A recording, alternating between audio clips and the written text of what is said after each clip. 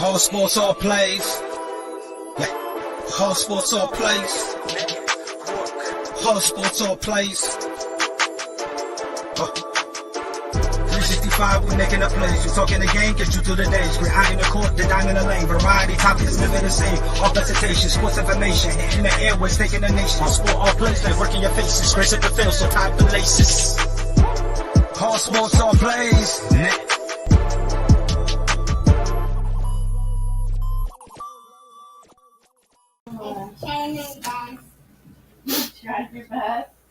What it do, ladies and gentlemen, boys and girls? It is your boy Pride, alongside with Dustin, Amon, and someone who thinks she's too good for us.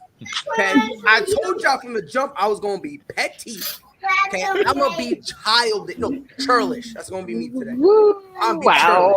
So you know what I mean. Yo, Dustin, Amon, you give somebody their own show and they forget about it. But before we go, sis, give us a quick little rundown on the show that you now will have. Okay, so I have a new all-female show that is premiering on January the 10th at 8 p.m. Eastern Standard Time. It will be available on our streaming network, of course, as well as YouTube and things of that nature. So it's going to be me and LaDonna. If you are familiar with All Sports All Players, then you're familiar with LaDonna, a.k.a. LDZ. So that's going to be my co-host, and we're also going to have rotating female guests joining us as well. So Kelsey Nichols will be our first guest on the January 10th episode, and then after that, we got some other guests coming as well. So it's gonna be lit. I'm really excited about it. Like I said, it's an all-female show where we're talking sports, and I will be the host of it. So I'm really excited for its launch, and yeah, we're doing big things. Wasn't good enough. Wasn't good enough. Oh my God! Listen, viewers at home, real quick. You know what I feel like? I feel like Cleveland after Braun left. I wasn't good enough. I wasn't good enough, man. Listen, sometimes I feel, and sometimes you just have to do what you have to do. Brian, we're here. We're here, Brian. We're here. Don't forget about us little people. Dustin, how you feeling tonight, bro? Not too bad. How are you? I'm doing phenomenal. I'm gonna try to go without cursing an episode. This is gonna be my personal goal, right? So if you do curse, what do we get? What do we win when you curse? Because it's gonna happen. It's gonna happen. It's gonna happen. We know you, Pride. It's gonna happen. Nah. You know what? I'll make you a deal. Okay. If I curse once, if I curse one time, babe, you still got that Yankees jersey? Okay. She got a Yankees jersey and she got a Yankees jersey. House? I'm a Boston Red Sox fan. Wow. Tuesday, I will wear. Her and I were she's a Lakers fan. I'm Celtics. She a Giants fan. God. I'm New England. How we found each other, God knows. I listen. I was just about to ask, like, how does that even work? Like, if there's a will, if there's a way. Yes, first time seeing Dustin here, other than the morning show. I told Dustin we're gonna force him to start being on more things. If he says no, that's gonna be my version of him saying yes. We gotta jump him if he says no. No, not even. We're just dragging him in. That's it. We're just dragging him in. That's it. We're gonna drag him in. What we're gonna do is we're gonna, like this one, for every studio, we're gonna try to find a way to make sure we can somehow have his phone or his laptop or his computer embedded in this, so he has no choice. So he literally has to come. Amon, my guy, how you feeling today? Doing good. First show since 2021, so 2022 on the way. Woo! It is. Oh my God! This is the first show of 2022. I feel so Let's special. go. I feel so special. Let's go, vibes. Yes, sir. We got a jam-packed episode. We're gonna be talking about obviously the GOAT, LeBron James. That's not up for discussion, and also Steph Curry and Kevin Durant for some unknown reason playing a lot of minutes and have a lot of pressure on them. We also get into the Bulls. They're the number one seed, but is it really necessary? Before we get into any of that, I'm sick and tired of the MVP being a quarterback award. Dustin, throwing it to you first. Cooper Cup. By the way, I'm not calling him Cooper Cup anymore. I'm calling him Cooper Cup. I don't know. Cooper Cup. Like that just sounds. I don't know. It just sounds double beautiful. C's. Right? Double Yeah. So Cooper Cup, JT. Do they have any legitimate chance of winning the MVP award? I don't think Cooper Cup has I'm not going to say any chance, but I don't think he has a legitimate Freddie. chance because when was the last time a wide receiver ever got consideration for it? Why you gotta hate on my mans? I'm not hating on him because from a number side of thing, he deserves to be in the conversation, but he has to have a quarterback throwing him the football to get him that kind of yardage. Versus versus Jonathan Taylor has a legitimate shot to get the MVP because where would the Colts be without Jonathan Taylor? Man, He single-handedly has put that team on his back the last 8 weeks and has basically turned them into the hottest team in the AFC outside of the Chiefs. And that's my team, by the way. Wait, you a Chiefs fan? I'm a Colts fan. Thanks. Oh, you a Colts fan? Oh, right. I remember. I was talking. You were. If Derrick Henry would not have gotten hurt, I would have loved to see Henry and Taylor go at it for the rushing title because those two would have been going at it all season long. But it is a quarterback award, and it has been since Adrian Peterson got it back in 2012. I think was when he had it. But if anyone's going to do it, I think Jonathan Taylor is the only one outside of Rodgers or Tom Brady at this point that has a shot to get it. All right. Aman, same question. Good old Kuka. Does he have any legitimate chance? Are you on the same boat as Dustin and saying really Jonathan Taylor is the best bet? Like, how you feel about it? Yeah, I don't back Cooper Kupp here. It's the most dependent position on the field is the receiver position, and they're just not going to give it to a wide receiver. And with Jonathan Taylor, he should be in consideration, but he ain't going to win it. And if Derrick Henry didn't win it last year with his 2,027 yards, I don't think Jonathan Taylor's going to win it this year. Again, when you talk about the season Derrick Henry had last year, he carried that Titans team. And you know what? I love the Colts. The Colts were my pick to represent the AFC out of the Super Bowl. And I love what Jonathan Taylor's doing out of this thing. Everyone hated my preseason pick. I think my dad was about to disown me when I told him my preseason pick. But Jonathan Taylor making it look good. But as much as I would like to see a non-quarterback win it, I think it's going to be the greatest quarterback to ever suited up, Thomas Edward Patrick Brady Jr. to go ahead and win another MVP. I got him. Let's go. Let's go. I got him. Go, man. I'm not because listen, man. Every time I be saying his name, I'm like, one day I'm gonna have someone else saying it. I got him on saying it. My life is complete. I could die right now. I hate it. Every time anyone who says his full name, I think of Skip Bayless. I'm sorry because he's the first person that I heard to refer. Man, you don't bet against. He just does. He does it every single time. Real quick. So someone asked who gets it, Rodgers or Brady, and then someone said Rodgers because at least he could score a touchdown in the game. Brady put up a big egg on the Saints. Let me ask you a question. That same Saints team week 1, did he have a touchdown? What did I say? I said this on the morning show. I said this before to you too. Rodgers is not going to get it because of the crap that went down non-football related. As bad as it sounds, and as wrong as it is, he will not win the MVP award because of the vaccine status issue that's going to be held against him. Wisconsin Talk Radio around here has said the same thing that. He's not going to win the award because of it, because I don't know why, but it's going to haunt them because of that. Well, I mean, I'm going to tell you why. And then after that, sis, I'm going to let you answer the question. It's because the voters are sensitive. You know what I mean? Remember, some of these voters, they work closely with the same people who was sucking Barry Bonds' bleep. I ain't say it. They were sucking his bleep and giving him all his MVP awards. Then when it comes to his ultimate validation, they refuse to put him in the Hall of Fame. These are the same voters who, while he was playing, say, yo, T.O., yeah, he got some problems, but sheesh, homie could play. Same people who refuse to let him be in the Hall. So that's how I look at it. I just think they just be sensitive. That's really what it is. You know what I mean? I look at it as, look, I'm not the biggest fan of Aaron Rodgers, but I believe right now in terms of legitimacy, because it's a quarterback award, I think it's a two-man race between Tom Brady and Aaron Rodgers. You know what I mean? So now, more than likely, to Dustin's point, they probably are going to hold that whole vaccine thing against them. They're going to, but it's humans who are voting it, and a lot of them are sensitive. Because we got to remember, some of those people who vote, guess what? Some of them aren't allowed to ask questions to certain players. Because when they ask those hard-hitting questions, you got guys, I ain't going to say no names, I ain't a snitch like that, but you're going to have them saying, yeah, I don't want to take answers from him. And they get escorted out. So I just want to throw it out there. But sis, Good old Coop Cup. Every time I say Coop Cup, I feel like I'm saying Trip Dub.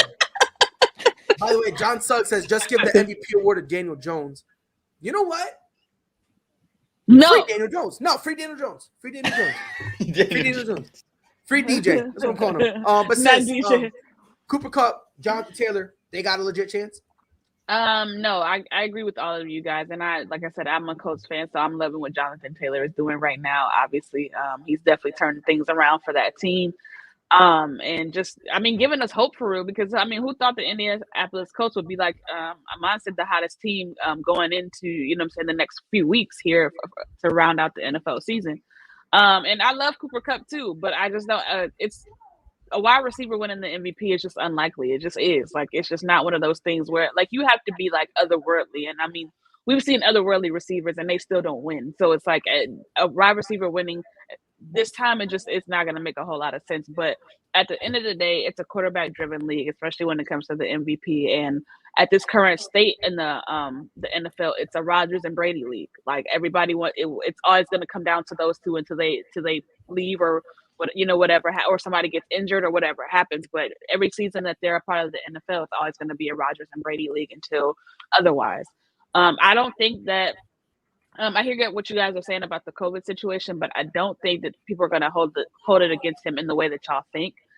Just because at the end of the day, it is Aaron Rodgers. Like, if it was somebody else, then sure. Like, if it was like a Lamar Jackson, or if it was a Jalen Hurts, or like if it was a maybe a Phillip Rivers or somebody like that, somebody that's not like the media darling or the like one of the leaders of the league, then yeah, I could totally see that being a knock against them as to why they wouldn't even be close to being in consideration or winning the award. But when it comes to Tom Brady, I'm sorry, and I was about to say his whole name.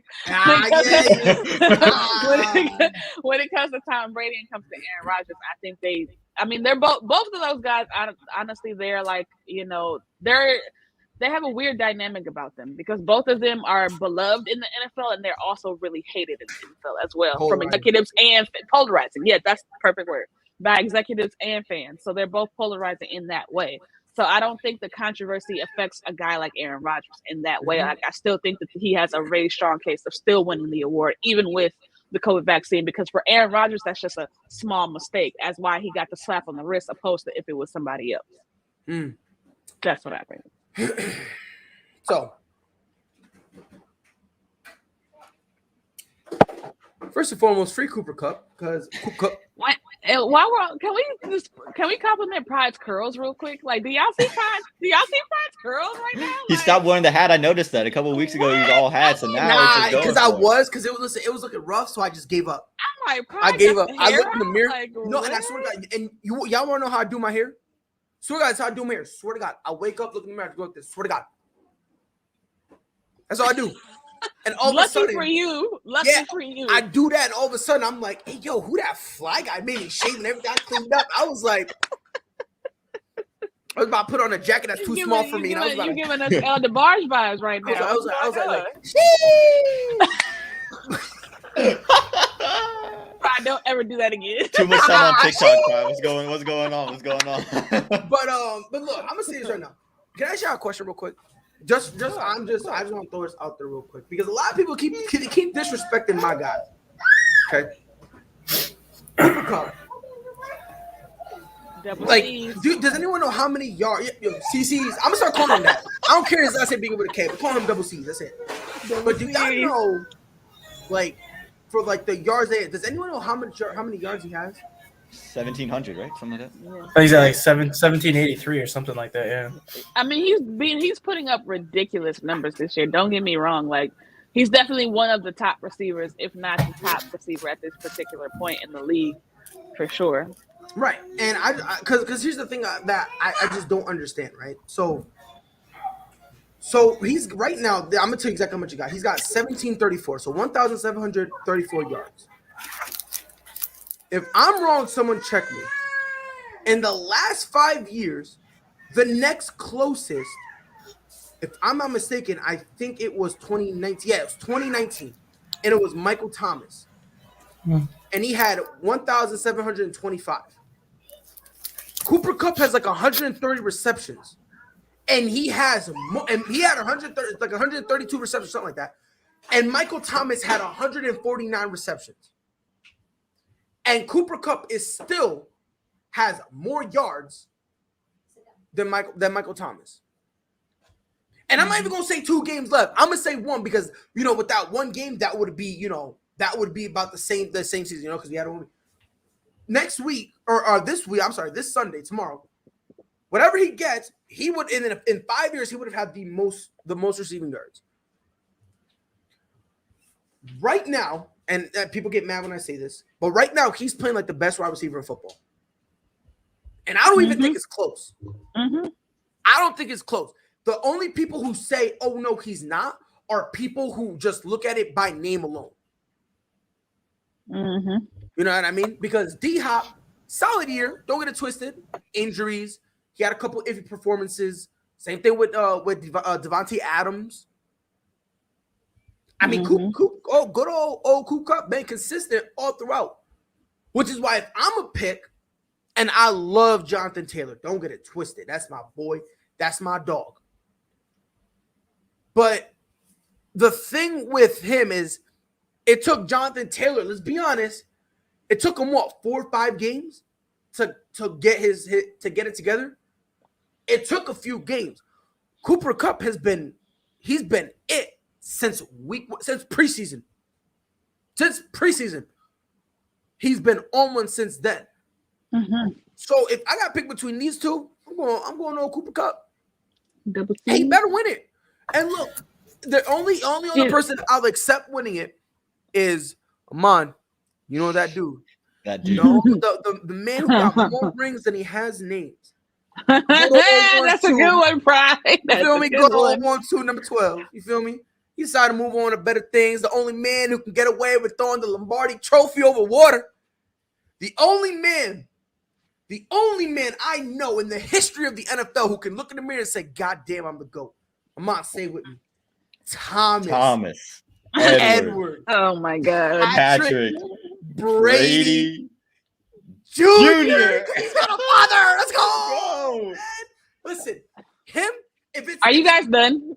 No. Are you guys done? No, not until he retires. We ain't done. Don't worry about that. No, we done. I'll let you know. We done. But for me, I have to give it to Cooper Kupp. Now, let's be honest. It's a quarterback league, right? So, since it's a quarterback league, obviously right now, I'm going to go around so that way we can all make sure we all say it. I'm going to start with you, Dustin. Who's your MVP? Pictures. I'm saying Jonathan Taylor. He deserves it.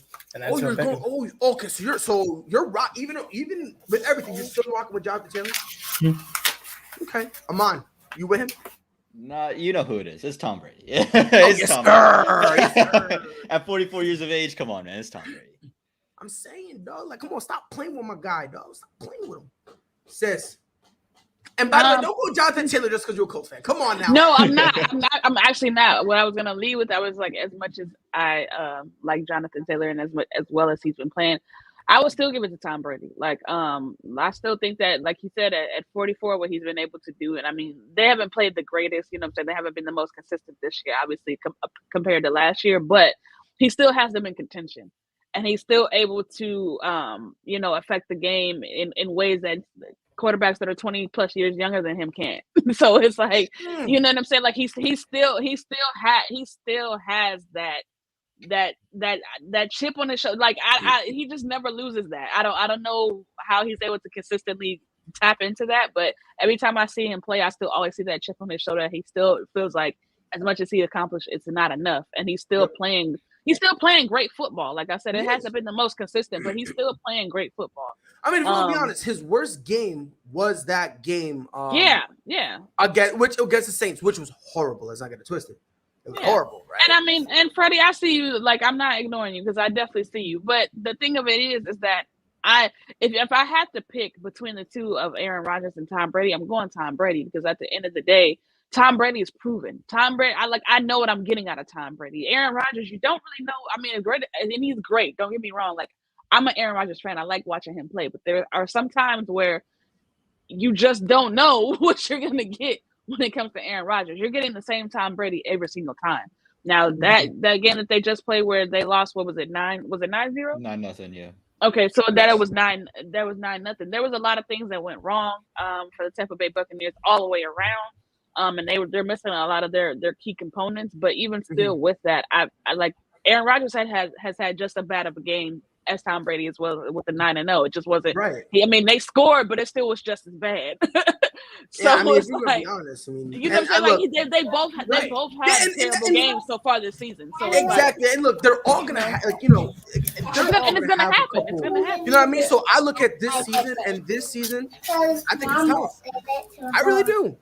Yeah, I really do. Yeah, like I said, if I'm comparing the two between bad game, good game, I'm going Tom Brady.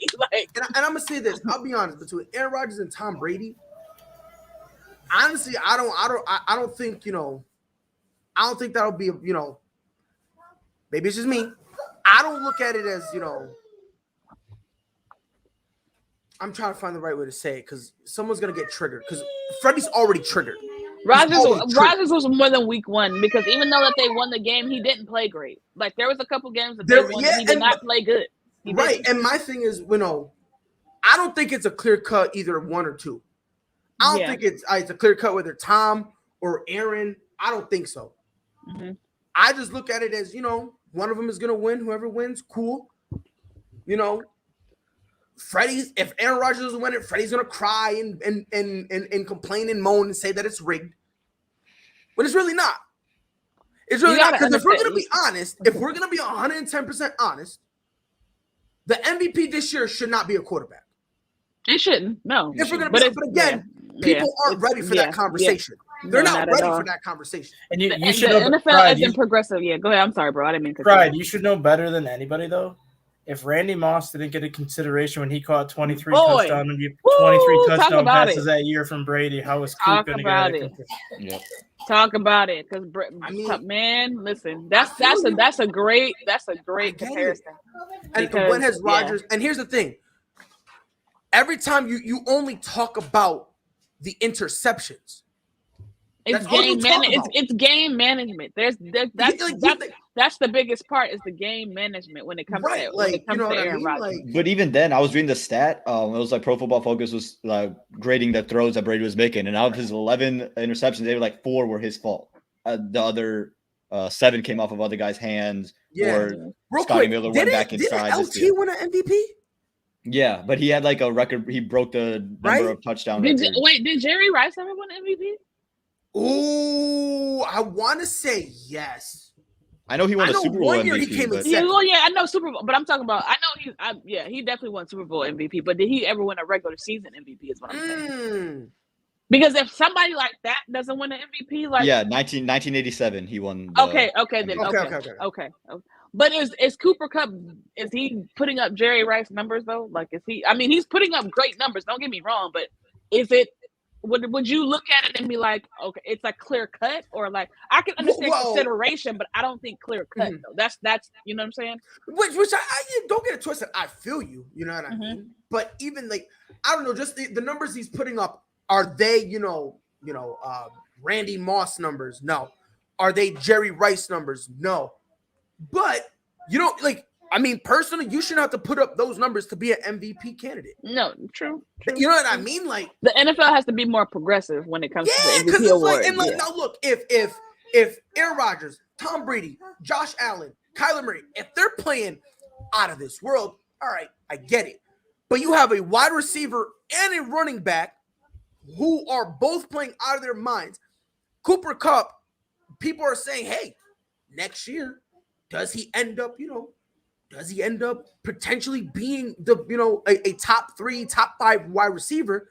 And people are saying, and I'm one of these people, I'm saying even if Derrick Henry wasn't out, I think Jonathan Taylor would be rivaling him as the best running back in football. I give it to him now only because Derrick Henry's out. You know what I mean? Now, if Derrick Henry was in, obviously that's an interesting conversation. I'm personally still going to take Derrick Henry because I've been disrespecting him for far too long. I've been saying that Christian McCaffrey was better than him. What? Yes, I believe he was. Yes. So because, I'm going to explain why. With Christian McCaffrey, I get more. You know what I mean? Like I can use him as a runner. He can hit the gaps. He's got enough power, not Derrick Henry power, but he has enough power to run someone over. He's got speed. He's got acceleration. He's like he has a lot of the stuff that Derrick Henry has, but you can also line him out. You can do what you do with Alvin Kamara. I believe he's better than Alvin Kamara. I don't even think that's close. I don't know. I got him poo-pooed on that. But the problem why I had to stop saying it was just because every other day it was something. Yeah. It was Christian, I hurt my knees, McCaffrey. Or it was Christian, I had a bad cheeseburger, McCaffrey. It was always something with him. Like I don't,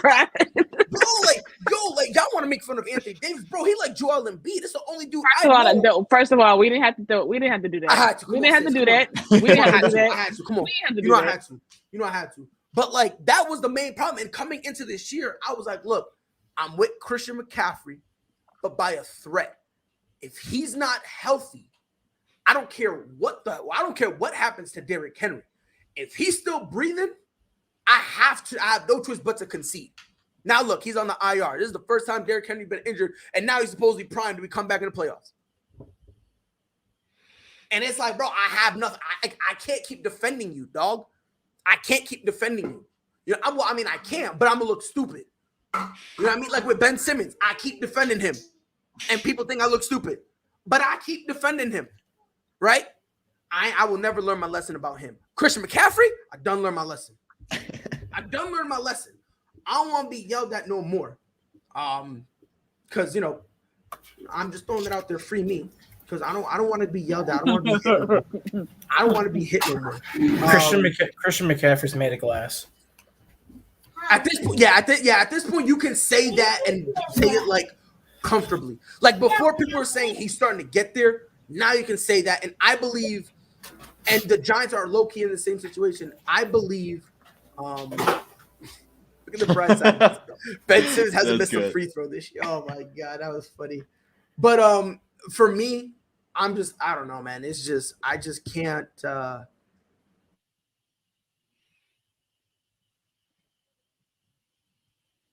Pride did you for I'm like, wait, what happened? What I mean? He's deep in thought. Yeah, I think he froze on Thursday too.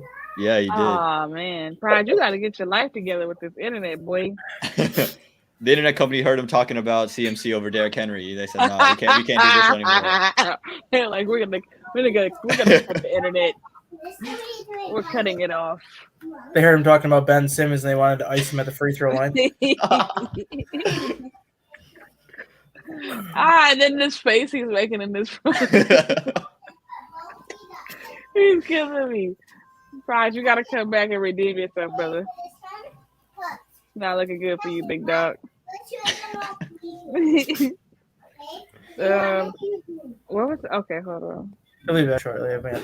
He's probably going right back in and out. Yeah.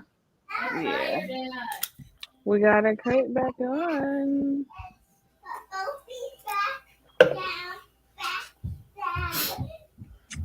Oh man, damn. Anyone else think CMC over Derrick Henry, or is that just pride? That's just pride. I don't. That's ridiculous. I guess the only argument I have for it is Derrick Henry's a one-trick pony. Right. CMC can give you 1,000 yards receiving, 1,000 yards rushing, and maybe like 15 to 20 touchdowns combined. Versus Derrick Henry's going to be run some more. Maybe catch a pass and throw a pass here and there. Yeah, that's the only way that I would. I agree with Pride. Like when McCaffrey came into the league, I thought he was going to be better than Henry because of the dual threat approach. But Henry's just what Adrian Peterson was 10 years ago is what Derrick Henry is now. Yeah. The only back that you can turn around and give it to him 35, 40 times a game and basically count on to give you 150 plus yards. Yeah. I don't think I would ever take I'm a Derrick Henry. I get what you're saying, Dustin, but for me, that doesn't make any sense. I think that's in New England in pride, to be honest with you. Yeah, In no, it has New to England, we be. got all these It versatile has to backs, be. man. So I wanted us to draft McCaffrey. I was like, can he drop down to New England? Man, that would have been everything. he would have been perfect for you guys, but yeah, no, like let's not get crazy. Like Derrick Henry is a once of a lifetime running back. Like he's big, fast, like he knows how to pick his spots. Like he can bust through the seams. Obviously, he can get through the gaps, which are this big, and he's such a big guy, so it's like really impressive to see him like weave his way in and out of tackles and things of that nature. But and he's more durable. I mean, he just recently got like seriously hurt. You know what I'm saying? Do either of you watch much college football or not really? Yeah, I watched all the games today. So let me know if this is a fair comparison. Do you compare Braylon Allen at Wisconsin right now to the next Derrick Henry? Ooh. Wait, what did you say? 17-year-old, 6'2", 238-pound freshman at Wisconsin. That makes me feel so bad, dude. At 18 and he's at 17 doing that. That makes me like, feel so rough. What? I'm like, what did I do with my life? Like, what? He does. What was I think they were talking about it Wednesday too. At 17 years old, he's squatting 680 pounds. Yeah, I mean, people did say that about. Hold on, let me address Johnson. People did say that about Todd Gurley, but Todd Gurley also was he was fragile in college too. Like he wasn't, you know what I'm saying? Like he was always injured in college as well. Yeah. So I mean, it kind, you know what I'm saying? Derrick Henry was like he's been the same guy. It's just like I said, he just recently got seriously hurt. So you know what I mean? Oh my goodness. But yeah, but to answer your question, I would say yes. I would say I think he runs like a mid 4.5 40 too, and he doesn't turn 18 until March, so he's only getting bigger and stronger. Oh, that's insane. That is insane. And I'll be honest, man. That is the reason why I cannot look my mother in the face anymore. I can't look my mom dead in her face no more, dog, because she's like, "Oh, what are you doing, my son?" I was like, "Yeah, mom, I'm living my dream. I'm doing all this stuff." And every time I tell her that, she goes, "Oh my God, my son's a professional athlete." It's like, "No, ma, nah, ma." That's like, not what I mean. I'm Brian Windhorst. I'm the fat guy. Almost said the F word. I'm the fat guy who's just covering it. Who look, you know what I mean? Like the closest thing I've came to a sport, because they'll always say, "Oh, have you even touched the ball?" Nah, B, I look like one. So I feel like I am one with the ball. So I feel like that kind of, you know what I mean? That kind of gives you a little bit of a pass. So like every time I be seeing that, you know who get me triggered? Luka Doncic. For the longest, him and I, we had a complicated relationship, bro. Because the kid is younger than me. Unathletic. As hell. Unathletic. But the step back move. Oh my! And it be so slow. It's so. It's LeBron's 3-point jumper, like wrapped into one where he looks at the ball and then puts back. That's first of all, Brian is a little bit faster than Luka. Don't do that. No, just on that step back. The one when he looks at the ball, when he be taking his time and he be like, "Yeah, I ain't gonna block this one." Like Luka Doncic is not even faster than that. Honestly, both of those moves are the most complexing moves to me in the NBA, because it's like it's so basic but it's so unstoppable. Like every time LeBron looks at the ball, looks down at the ball, he makes it every single time, and it pisses me off because I'm like, why? Yeah, because I swear to God, and every time when I go in a hoop, every single time I try to do a step back, swear to God, I feel like I'm traveling. I broke like 8 ligaments. You know what I mean? I got a fracture somewhere. Like, I just feel I look like You what? When I step back, I sound like I'm going every single time. Like I sound like I'm sick. Every time I literally sound like I'm sick. Like and then I'll tell you that people will look at me. They'll look at me and they'll go, "Bro, your step back look clean. Your step back look nice." And I'm like, "Stop lying. Come on now, stop playing with me." I'm like, "Stop playing with me, dog." Step back is my favorite move because it's like it's so like, easy. Like it's just, and that's the thing. It's the only move in any sport that you could do it right and still feel like you're doing it wrong. Yeah, but if you do it right, like it's still, like I said, it's still unstoppable. Like Kemba Walker made his money off of step backs. Before we move on, Luka Doncic, Chris Hesperdick, and who's less athletic? Porzingis. Can we throw in Nikola Jokic? Porzingis. It's Nah, ridiculous. listen, Like, Nikola you Jokic shouldn't be is- that is like- tall. is You shouldn't unathletic. be that tall and unathletic, bro. Like, you shouldn't be that tall and unathletic. And then he's like lean. Like, he's not even tall and like. At least Jokic has tall and like chubby. He got something. He's tall and He got lean. fat in here. Yeah. Yeah, like you tall and lean and Yo, still have y'all- unathletic. Like, come on, Have y'all man. ever seen Jokic shirtless? Bro, I don't ever Do I want to? Jokic shirtless. I Like, googled it. want Swear to to, God, no, I that's googled a- it. Swear to God, I googled it. Swear to God. listen, that Swear to man is shaped. He's shaped like a Subway sandwich. I don't Yeah, want to bro, see when he that. put paws on, Yo. which one is see it? that. Marcus? Is it Marcus, the one that's in Miami that he put paws on? And my guy Yeah. talking about he got Yeah. pushed on bleeding, that bozo. Yeah. After that, I was like, hold on. I googled Nikola Jokic shirtless, and when I saw it, I'm like, y'all got punked. Like he punked y'all. Like, But you gotta The think hell? where he grew up, and he see, grew up. that with that three- was the next three. step. He also Yeah. grew up with like three brothers who was whooping. He was like the youngest, so they were like They had his destroying brothers had a super him. highway to the court. Yeah, super highway to the court. Could have been clapping them fools, bro. what? Listen, And I would have been there like, man, "Sheesh." they would have folded the Morris twins like pretzels, man. They would to fall back or something. You got to know. You got to pick your battles, man. That ain't the one they want. That ain't the one. I've been laughing too, bro. And the best part about it is he fell and he was like, "Oh, my neck hurt, my neck, my back, lick Yeah, 'cause my he feet didn't wanna and my crack." Like he didn't was- want to get up. He didn't no, want to bro. get up. And then when they finally took him away, when they finally took Jokic away, my guy was like, "I'm bleeding. I'm like, wait a minute, hold on, wait a minute. He pushed you and you bleeding? What? I'm like, hey, yo, listen, man. If I'm Pat Riley, I'm cut him immediately. I'll look up to him. I'll be like, yo, real quick, here's what you still want to be here? So yeah, you gotta go fight Jokic. Wait, what? Yeah, you gotta fight him. Like you gotta straight up put pause. If you get suspended, I'll still Rocky pay versus you and Apollo I'll just come to go the fight. off, you know. Yeah, but I'm like, you gotta put pause on him. You gotta put pause on him. Imagine getting bleeped out without getting bleeped out. And when I'm saying bleep, I mean the B word. I'm trying not to curse. Y'all see me. I'm putting in the effort. This is waiting for me to stumble. Because I know that bleep is gonna slip. We gonna say something that's gonna get under pride skin. That bleep is gonna go. Pew. Nope. But this next topic is for Dustin, because he's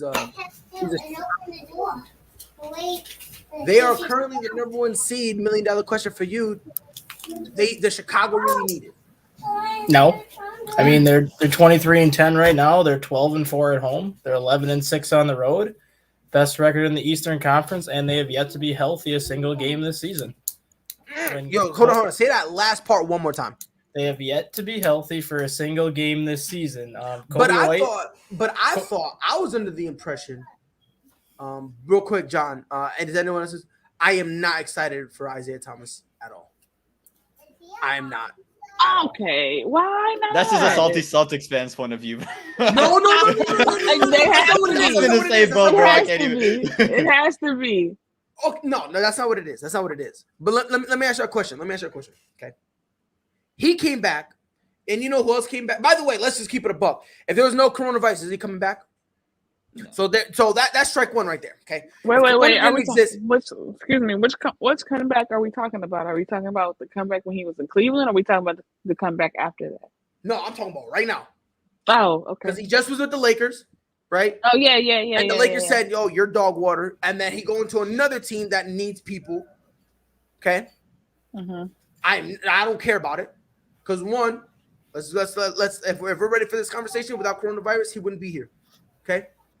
Two, you messed up when the Lakers let you walk for, I'm gonna say it one time, Darren Collison, who's been a for about 5 years. Well, he messed up way before that. If we were to talk if we're gonna keep it a stack, he messed up when he said, "I want that bag." That's what he messed up. That wasn't even it. It was the fact that he played himself in the sense that he put himself on a level that he wasn't on, and that was the beginning of the end for one. And then so. No. And here's this is why I say this, because before he got injured, the Celtics were gonna give him that bag. Like he was going to get that bag. No, we were not. Yeah, no, y'all we were. Angels Shorty, played, listen, look here, sis. Look here, Ainge sis. was about to. He was about if to he get were to money. do that, Danny Ainge. He was going to. That's what I'm telling you. He was going to do before Isaiah Thomas got injured. I'm just saying that before he got injured, he was going to get that bag. That's all I'm saying to you. I'm gonna tell you this right now. He was gonna get the bag. He was because he was a MVP candidate before that. Like, do you not remember that season? Shorty. Was he not? Am I lying? Whoa, top 5 is a candidate? He was an MVP candidate. There was a legit conversation as far as legit. Same dude who almost made us get bounced in the first round. I'm not saying he deserved it. What I'm saying to you is that there was conversations that he was going. Am I lying, you guys? That was he not in the MVP race? He was fifth. I'm not saying that I would have put him in mine. I'm just saying that he was in the MVP race. Am I lying or no? No. He was fifth. Okay. He still was in the conversation. Hold on, time out. You gotta lose that attitude, sis. You see? I got attitude. Justin, I'm on. She got a new show, and all of a sudden, I'm chopped liver. Chopped liver. Now I got attitude. That's crazy. Why am I getting violated, man? Like, I'm trying to make Dustin laugh. He's like, yo, you're corny as what? Amon abandoned me and just, when I needed my support, say, yo, man, you got my back. He was like, yeah, you good. And now since the attitude, like, I'm on an island by myself. Like, no, I'm not. I'm just trying to get you to understand. Like, I'm not saying he wasn't getting that bag. I'm not saying he didn't deserve that. He deserved it. I'm not on the I'm not. No, I know what you're saying. But what I'm saying to you is that it was a situation of it was going to happen. Danny Ainge at the time, before he was seriously injured, was looking at because Isaiah Thomas at that time was killing the league. He was, and he was top 5 in MVP conversation. And Danny Ainge was gonna make a really stupid decision because I wasn't gonna agree with it, but he was going to give him that bag. Once he got injured and didn't take the bag prior to him getting injured, that's where he messed. That was the first mistake. No, that's not where he messed up. And that was the first mistake. Where he messed up was when he got to Cleveland and thought he was on the same level as No. Kyrie's replacement. That was the That wasn't it. Okay, so what was it? I'm gonna tell you. Him thinking he was that guy. Him going out and demanding, I want that bag. And I'm gonna tell you why. If he really was that guy, Danny Ainge would have given him the money way before. We wouldn't have waited to the playoffs to see what he could have done in the play. We wouldn't have waited for that. No, and you're right. You're absolutely right. What I mean? But the thing of it is, situations like that happen all the time, where people have great seasons or play great, and then they all of a sudden get all of this money, and then you start to see like, okay, they weren't worth this money. Like, this was a mistake, and that's what I'm saying. That what was going to happen, because to Danny Ainge, it was like, all right, you know what I'm saying, you got us in a position where we compete. We can at least compete with Braun in the East. And you know what I'm saying? You've been putting up these numbers. You're top 5 in the MVP race, which I mean, that ain't that's better than majority of, you know what I'm saying, players. No, I feel you. No, top 5. Yeah. So I mean, like, that's a situation, like I said, that happens all the time. It's just like, you know what I'm saying, once the only thing is, like, if you're able to make it over that hump and not get injured, like I said, there's a lot of players that have gotten that bag that didn't deserve it. Look at Roy Hibbert, for example. Who would have thought Roy Hibbert was going to turn into what he turned into? But he got the bag. PG did some stuff. Let's be honest. He got the bag because he wasn't injured. Once he got the bag, it kind of just unfolded. He got the bag. He got the bag. And Paul George was like, I'm be your stepdad, bro. You got to pay. You got to pay rent, bro. I'm pretty sure some of that stuff. But real quick, John, you're saying so you don't think you perform at a high level? No, I don't. No, he didn't perform it. And I'm not saying that he didn't. No, we're talking about now. Listen. Oh, you're talking about actually injury. No, he didn't.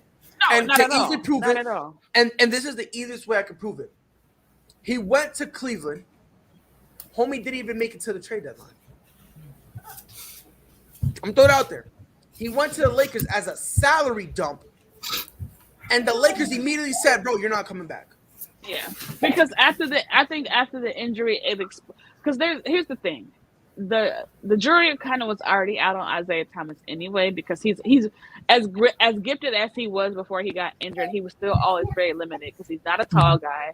He doesn't make the best decisions as far as a point guard, but he could score. That was just like the key thing was that he could score. He could give you buckets. So when he got when you add an injury to that, when you're already limited, you know what I'm saying? Like it kind of makes it makes it difficult for you to really progress beyond a certain point. And like I said, he never was the same back to his original form before then. I think his confidence was shaken, which is a No, big I don't part think his of. confidence was ever shaken. I'll be honest with you. No, okay, think, no, I feel you. I feel you. Because remember, Shooter this is shoot, the same shooter Isaiah Thomas. shoot, who, Yeah, like, that's true. That's yeah, true. like in one of his first games in Cleveland, he had a handful of turnovers. He shot poor from the field, and all of a sudden he talking about I got my powers back in a loss. What killed me is when he thought he was on the same level as LeBron and tried to go at Kevin Love as he was. That was, to me, that turned me off of Isaiah Thomas for real. And I'll be honest with you, listen, bro. Like listen. you gotta know your role, big dog. Like, and that ain't it. Listen, I'm gonna say this. I'm gonna say this, and Dustin, I'm gonna let you go back to your. Yep, that's fine. But I'm gonna tell you this right now. When that happened, I immediately I remember looking at my phone because at the time I used to watch Undisputed a lot, and Shannon Sharp was like, "This is what I would have said."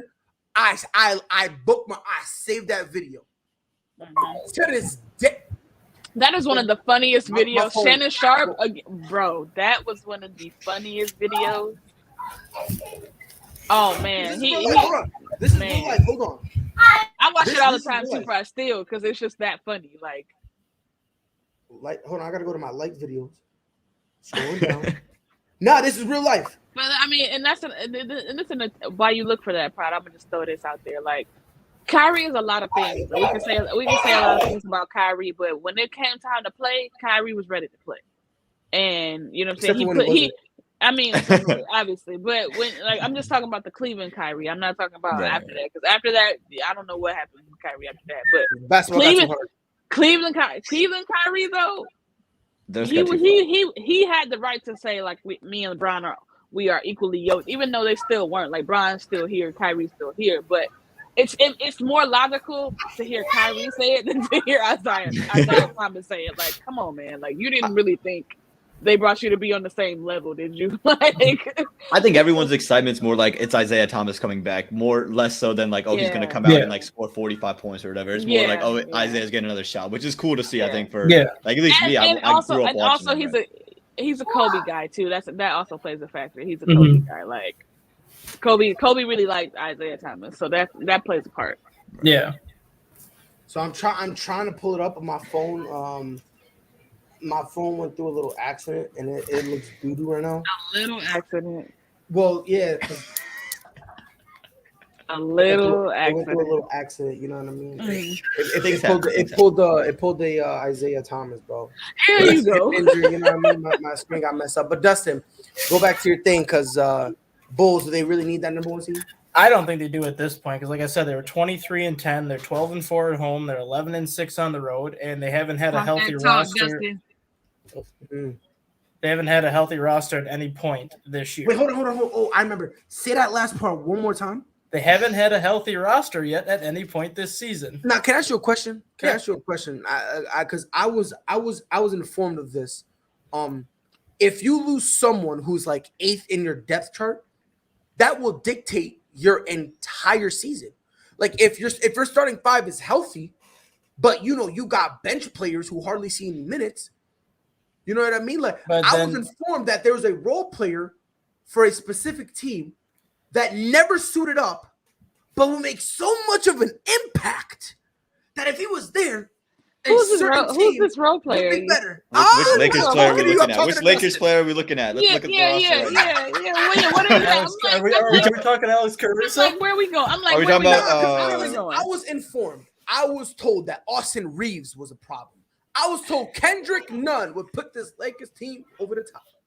Malik Monk, he's been out a while. If he came back, Lakers would be on fire.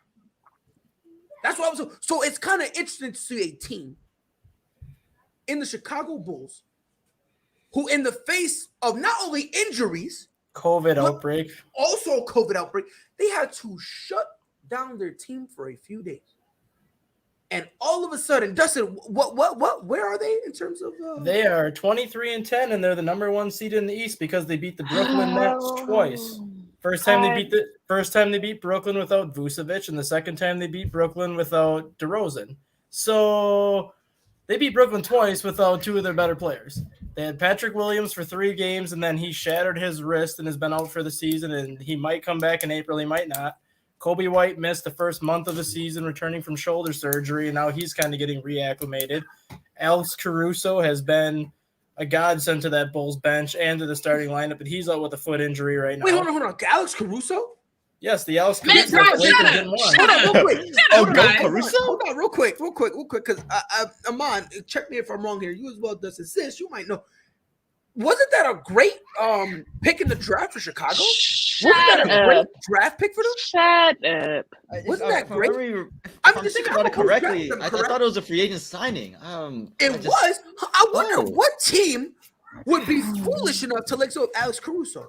Huh. I think it was the purple and yellow out there out west. Wasn't that the Lakers didn't think they needed Caruso? Interesting. Now, they didn't need Caruso? Real quick. Way. Didn't they always also get rid of another point guard who you guys had? They got rid of Lonzo Ball, who's actually and didn't they also turn their back on DeMar DeRozan? So is this like a Laker hate show? Or No, like, it's a lot of hate show. Vibes. Like, it's a lot of hate show, man. What is happening? I just want to know what's going on. It's the here call mistakes you made, and here you go. You know, that's what this is karma to the Lakers. I just feel like I feel attacked, and I'm trying to understand exactly why. Because that's what it is. It's an attack. That's what it is. I mean, so I get a sense that you're a Laker fan, so you want I'm a LeBron fan. Let's pause for a second. I'm a LeBron fan. I'm not a Laker fan. You're wherever he at fan. That's so exactly that, Amon. Exactly that, Amon. The Lakers right now would rather have Russell Westbrook, or do you rather think they'd have Caruso and DeRozan? Listen. This is no secret. I have long said that I would trade Russell Westbrook for a bag of nickels, and I'm sticking to it. So I'm not saying that you're wrong. I'm just saying that I don't feel like y'all should pour salt on the open wound. That's all I'm saying. I just don't feel like. Oh no, we going to. We got the gasoline going. Now we're just gonna light the match. Okay, that's gonna make it even worse. And by the way, real quick, before we move on, I would not answer about the Bulls. Damn it! But go ahead. No, we'll get there. I promise we'll get there. It's just this is very instant. I wouldn't have him be the sixth man, only because he's playing. He's actually playing legitimate basketball in the G League. So that's where he's going to get all his cardio and all his comfort stuff out of the way. So that way, when he comes up to Golden State, when they bring him back to the roster, they could just put him on the ground and he could just hit the ground running. So that's why they won't really do that. Now, if they didn't put him in the G League, yes. But since he's going to get all that stuff out of the way in the G League, I wouldn't. But, by the way, Westbrook has the worst three-point percentage ever. We're not allowed to talk about that, John. We're not allowed to talk about that. I'm just throwing that out there. Yeah. So as far as things go right now, I don't think they need the number 1 seed right now, just because they've proven they can beat pretty much anybody, even without a healthy roster. But if it comes down to a matchup where a team like Miami, yes, they got crushed by Miami this year, but it was when the Bulls were missing literally 10 players and had to play with 7 players in that game, so they really didn't have a chance from the jump. But if you get to a team where the Bulls maybe don't match up that well, then yes, then maybe they want to have that home court advantage just to get the extra game at home. But from what everyone has seen through 33 games, this team is a legitimate Eastern Conference final and NBA final contender. And if they are to add a significant piece, you know it's going to be for a power forward to give them more size. That might be the move to put them over the top, because they play with the smallest lineup in the NBA right now as it is, and it hasn't stopped them from making everybody – just be a force to reckon with when they play them. I know a power forward who will be available relatively quickly. Who would that be? Oh, I said that out loud. My bad. I didn't mean that. I didn't think I was gonna say that. I didn't think I said that out loud. Pride. What's you up? Know what? What'd I do? Pride. You know what? Pride ain't do nothing wrong. I'm gonna just contact sis after this show and just. We're just gonna deal with you, okay? We're just gonna deal with you. Y'all not doing nothing with me. Nope, I am. I'm gonna call sis. Hold on, real quick. Explain how the Bulls lost to Houston. They had a healthy team. They had no Patrick Williams. They had no Kobe White. And here's my thing. Real quick, Here's my thing. We also need to understand. The Bulls lost to Houston. And there's no excuse for it. Let's just be honest, right? Because they should have won. But let's also keep in context. There's always going to be that one team that beats a playoff caliber team or a legitimate contender, and they beat them bad. If you don't believe me, that happens. That happens. The Clippers got pawed on, bro. They got pawed on by I think it was the Grizzlies, either Grizzlies or the Timberwolves. Yeah, and there was a couple times. Yeah, it was those couple times those KD Warriors teams lost to teams that they had no business losing to. Like I think their very first game they lost to San Antonio by like 20. And matter of fact, listen, I'm gonna let you say what you just typed in the private chat. I'm gonna let you go ahead and say it. Yeah, off the comment that was just put there, Houston shot 70% from the 3-point range in the second half. Yeah, it's not like the Bulls played terrible. It's like Houston just got so hot that it didn't matter what was going to happen because every 3-pointer they were shooting, they were making. So they erased a 17-point deficit and won by 12 because I think they were, like I said, like 17 to 24 from threes in the second half. And think about it. Like, let's be honest. I don't care what caliber team it is. You could be Detroit. If you're making 70% of your threes, you're going to win. Let's just be honest. You're going to win. Mm-hmm. You know what I mean? Like, let's just be honest, bro. When you're shooting like that, 100%. But Amon, Bulls, do they need the number one seed? No, they don't. And I think anyone would take the Nets in any playoff series because you got to have 3 or 4 games where you have one game plan. And you got 3 or 4 games where you got another game plan because Kyrie can't play in certain situations. So even if they fall number 2, it's not going to matter if they end up playing Brooklyn anyway. Look, this Bulls team, again, they haven't played a single game healthy. They're so deep and their bench is so hot. DeMar DeRozan. And if he falls off a little bit, you still have enough pieces around him. And again, I think that power forward is what you're missing there. If you get someone to match up with the Giannis or a KD and to go out there, play defense with him and bang around, that puts them over the top. But they don't need the number one seed. And to be quite honest, it looks like there's going to be more COVID restrictions coming through. Fans are going to, start to. I think we're going to see less fans in the stadiums. As much as I hate to say that, and that just diminishes the advantage of a home court. And really, if you play Brooklyn in any series, I don't think Brooklyn has much of a chance because you have 3 or 4 games where you have one game plan, you got 3 or 4, you got another. I don't see how you win there. But Chicago, they've looked so good all year long. I don't think it matters if they got 1 or 8. So real quick, John, because to touch back, Bulls had 83% free throws. When it comes to that, a free throw is 1 point. A 3-pointer is worth 3. Yeah, like I was confused. It's real simple. It's real. Not only that, So if you make 30 free throws and then Houston makes 17 3-pointers, you're still 21 points behind. So right, and on top of that, which one is it, Dustin? If I'm wrong, let me know. If one team only shoots threes and another team only does twos, if the other team if they're like 50% from the floor. I think the 3-pointer team only needs to be, what was it, like 30-something%? I think, if one team shoots all threes and the other team shoots all twos, and the team that shoots all twos goes 50%.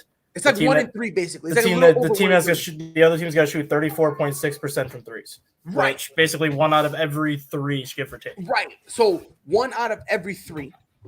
So 70% for threes, 83% free throws. That's equivalent to like. Matter of fact, forget the free throws. If y'all shoot 83% from 2, that still won't be enough to overcome 70% from 3. Because I think that the Bulls made 14 3-pointers in that game themselves, but Houston made 28, but they made 17 in the second half, so it didn't matter. And so the Bulls don't defend the 3-point line. That's their downfall. If you watched the game, you would know they closed out. They literally Chicago Bulls are second in the NBA in defending the 3-point line. Their opponents shoot 34.4% against them from the perimeter. Yeah, and it's just like at that time during that stretch, they were closing out. But the Rockets were literally, I'm gonna put it to you this way. They could have had a bonus incentive to miss shots, and they still would have made them. You could have blindfolded them, they would have shot it and made it. You could have told them to do full court shots. They would have made it. I'm just here to stir the pot. Yeah, of course. I'm like, he can't be serious. You know what? But you gotta love people like that. You gotta love people like that. It makes it honest. They're honest trolls. Fact. So you know what, John? Appreciate you, dog. We appreciate you, big dog. Sis, Chicago, do they need the number one seed? No, and I think people overrate the number one seed because the number one seed doesn't guarantee anything. Like it's not a sure shot. just because you're a number one seed doesn't mean that you're automatically just going to go ahead and you know what I'm saying, get the win or go, you know, to the Eastern Conference Final, win the chance. Like, it doesn't mean that. It's just that means that you had the best record out of all the seeds, because we all know in the playoffs anything can happen. Now, with the Bulls, they, like Dustin was saying, they match up with everybody well, because even though they don't have a solid power forward, they play defense and they're able to collapse. And when you're able to collapse and to trap and just to make rotate things too, rotate and just just really make things difficult, and that's the main factor of a great defense is, can you make things difficult for the opposing team? And the Bulls can make things difficult for any team that they match up against, which is why they've been able to ring off such an impressive streak of wins against quality teams. Is because they're able to make things difficult, and they have veteran leadership. They have offensive prowess on the offensive side of the ball, and like I said, they have defense as well. So they don't need the number one seed. I think they're going to be able to shake things up regardless, no matter where they're seeded at. But I mean, they're definitely going to be at least a top 3 seed in the East. I don't really see any major drop offs, barring injury, of course.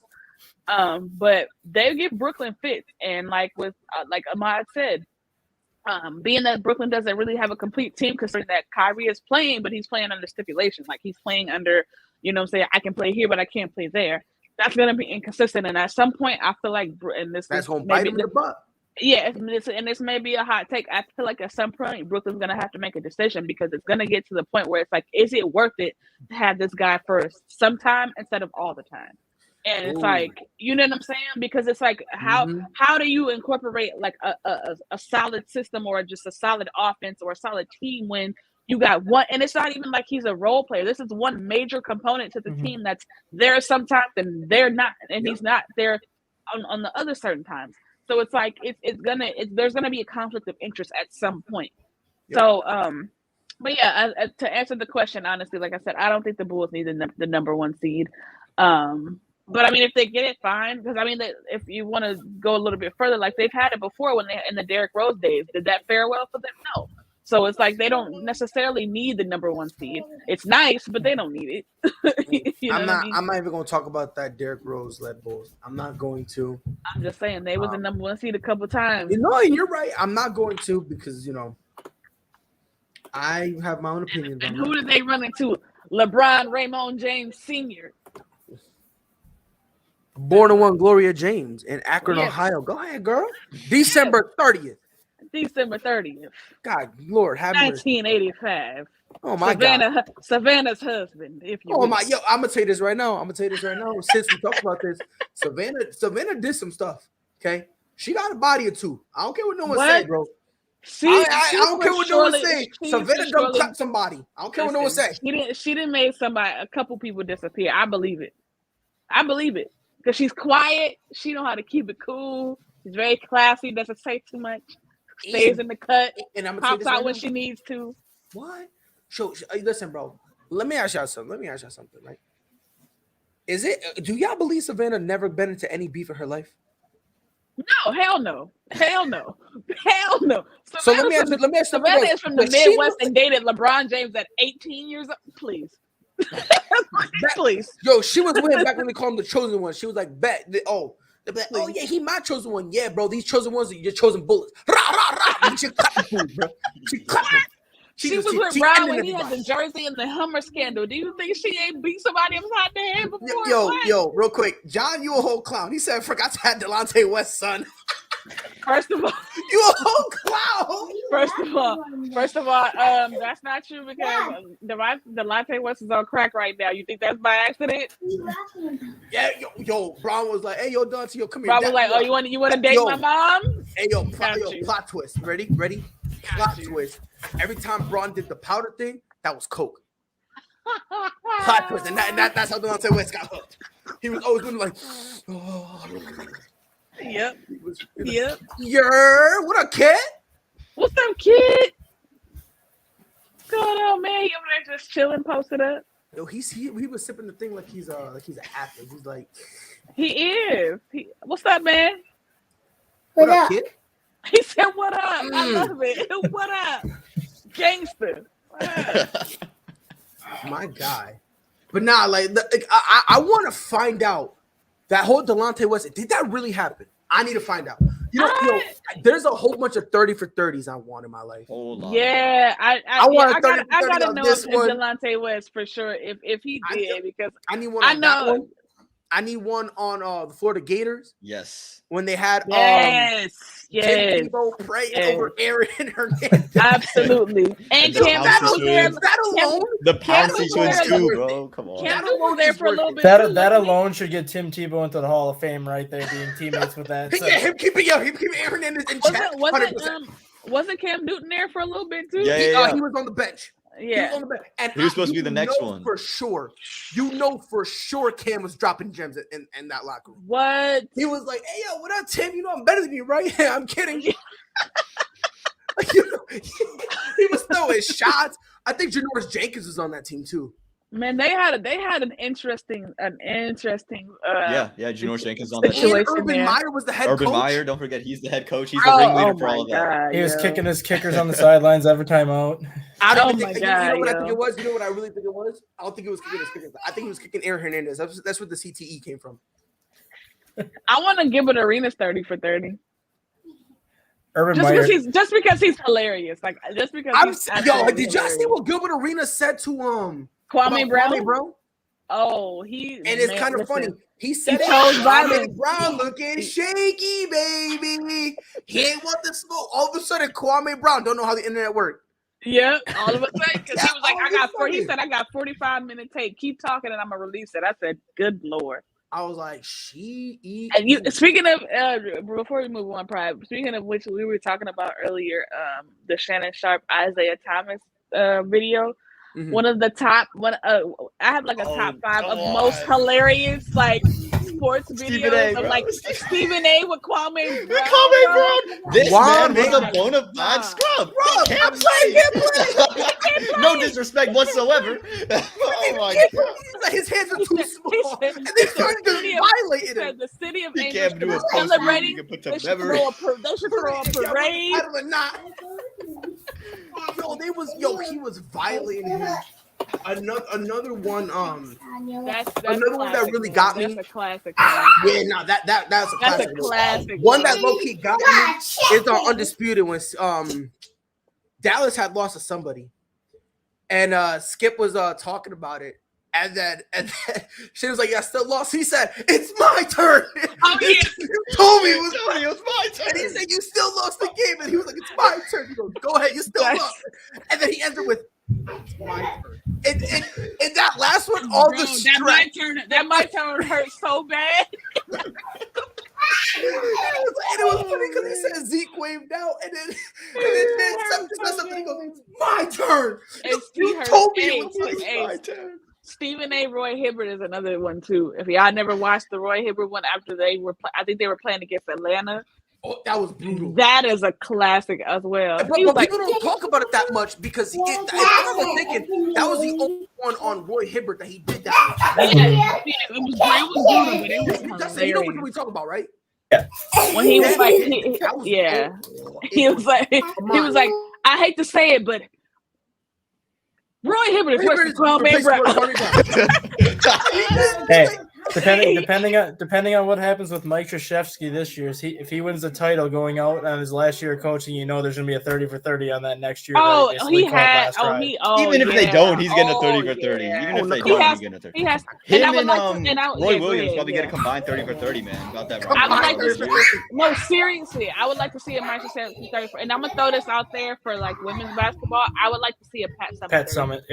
Yep. Or even a Gino, Gino too. Gino as well. No, I was about to say I need a Gino. Yeah, I need the 30 for 30. Gino. I need the 30 for 30 when they lost though. Like the first loss in like umpteen years, like. Oh yeah. What are you talking about? Talking about the Notre when they lost to Notre Dame? Like a couple years ago, or just recently? It was when they won like 120 some games in a row. So I all of a sudden they lost when they lose or something. Brittany Griner team? Was that the females? Brittany Griner. Oh my god. Was that the? Did they lose that Baylor team? I needed 30. They lost to the Baylor team later in the year, but they lost the game earlier before that. But I needed 30 for 30 for that Baylor team too, because there was a lot of conversation about that Baylor team beyond like basketball and like how the coach handled Brittany Griner told like sexuality and stuff like that. Like, Mhm. I need Rumor to know has what it- happened with Rumor has it yeah. that coach was mad uncomfortable, and Yeah, rumor that I heard was yeah. Brittany Griner knew it, and Mhm. she was like, you know what? If I'm gonna F go out, it. I'm gonna go out. I'm gonna go out like Mike. On top. And if we could be quite frank, who the hell was finna do something to Brittany Griner? Like, Listen, you want to talk listen. about catching bodies? Ma'am has a track record of swinging on people. Come Like, on now. who was Come finna on check now. Brittany Griner? I'm gonna put it this way. She's been here for she's been in the WWE for a grip now, right? Yeah. In terms of like her rap sheet, that junk longer than her any accolade you can come up with. Listen. She has history of putting hands on women, so let's not play like that coach was gonna run up on Brittany Griner. There was one time early in her career, if I'm wrong, someone check me on this. There was a rumor that she was at a club and some dude went up to her, and I don't know what he said, but she beat the bricks off him. Like, I heard about that too. Yeah, like in a club. I'm like, I heard about that. But I'm like, have you seen Brittany Griner? Like, ma'am is not small by any stretch of the I'm gonna tell you this right now. If I'm gonna hit Brittany Griner, I'm gonna say this right now. If I'm hitting her, I'm turning around. I'm gonna say, excuse me. I'm making a good old way. I'm hitting her. I'm gone. I am gone. Brittany Griner is one of those people you gotta throw something at and just take a run. You just gotta throw it. You just gotta throw it. You go Hawkeye type beat, you know? Yeah, just launching arrows. I'm gonna be Captain America. You know, I'm gonna be Captain America, and I'm gonna be ricocheting it. That way, it gives me enough time to run. Have you guys ever seen any of the American Pie movies? Yes. Remember American Pie? It was either Naked Mile or Beta House, where you had that midget football team. Oh my God! Yes. And all the midgets would kick all the older men in the shins. That's all you would have to attack Brittany Griner: kick her in the shins and then get her down and take her down. No, seriously. Listen, bro. And even then, it might not be good enough. I was about to say, you might not be good enough. Listen, kick her with a steel toe boot, and your boot will break, and your toe is like done, and like your ankles is shattered, and you can't run. And she's just like, yo, who is this little dude? Let me go. And next thing you know, I wake up in the ER. No, this is, but no, for real, they need that. I need that 30 for 30 for Pat Summitt, because that's one of the greatest coaches of all time, men or women, just of all time. And she went through a lot, and still, like, people don't even realize her last 2 championships, she was already starting to suffer from her disease, from Alzheimer's, and still was able to rack that off, and had Candace Parker at the same time during that stretch. So it's like there was a lot that happened there, and I would just love to see that. Right here, sad part about it. Yeah. A lot of these 30 for 30s, we'll never get them. You done? Yeah, I No. Man. You said only an hour. You know, I'm just glad that we got one from John Madden before he kicked the bucket. I'm glad we got one from John Madden. We've got one from Thomas Edward Patrick Jr. we also need that 2016 Cavs team 30 for 30. Yes. Period. Oh, I don't want to hear it. I don't want to hear it. No, I don't even want that. You know, I want it. I need it. This is all I want. I need it. It's three. I just want three. I just want 3 parts to it. And I love Brown, so I'm allowed to say this. First, I want to see an excited LeBron saying, I can't wait to get these guys. Let's get it. We got it, right? Then 2, I want to see the backstage footage of Isaiah Thomas saying something. And I just want to see everyone's look on their face like, hey, yo, who is this guy? Who's man? And then the third part. But the Isaiah Thomas thing happened after the 2016 though, because Isaiah Thomas. We're gonna put it in there. We're gonna put it in there. No need different. Screw the timeline. Screw the timeline. It's just all for prize entertainment. Listen, I'm gonna tell you, LeBron's second stint in Cleveland. I don't even want a timeline. I just want a compilation. That's it. Yeah. It's gonna be a compilation. So it's gonna be Bron welcoming people, and then it's gonna be IT, and then it's gonna be LeBron in front of Dan Gilbert, mad stress, like. Hey, yo, remember those dudes I asked for? Get them out of here. And then I also the final still picture is gonna be LeBron James without his hairline, like because that comeback is not even fair. And again, I'm a LeBron James stan, so I feel like I'm allowed to say this stuff. The main part that I need in that 30 for 30 or documentary, however they want it, because it's gonna happen, like it has to happen. That's historic. So I need to know.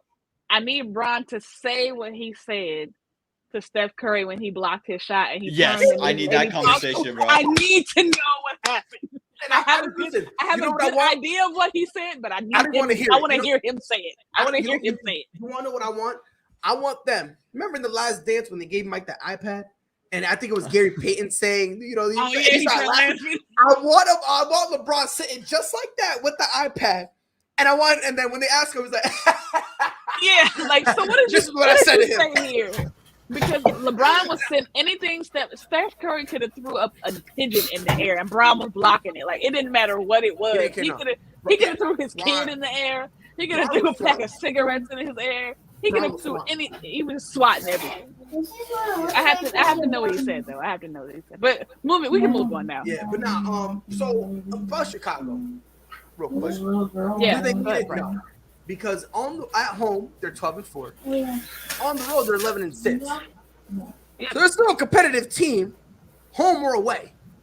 Mm-hmm. You know what I mean? And they went 3-2 on their West Coast trip in the middle of that COVID outbreak. Right. So that's no easy feat. That's no easy feat to do healthy. It is right. not. And on top of that, I mean, you know who probably don't want home court advantage? Brooklyn. they got to play 4 games without Kyrie. That's what I'm saying. So if I'm Brooklyn, guess what I'm doing? Guess what I'm doing? 5. I'm throwing some games on purpose. We're going to 5. We're going to 5. Yeah, bro, 5 or 6. That's where I want to be. Not in the play-in, but I don't. But then it's also tough because now if they're a top seed, they get it's easier. So maybe they can win without Kyrie. So they're in a weird spot. Personally, I'm doing that. I'm going to looking at the 6 seed strictly for the finals. If they make the finals and they don't have home court advantage, that's actually an advantage to them. Mm-hmm. So, but in terms of Chicago, they don't need it. I look at them as a team just 6th and up. We'll take our chances. They just don't want to be in the play-in. That's it. Because no one really wants to be in the play-in because you have one bad night that could get you out.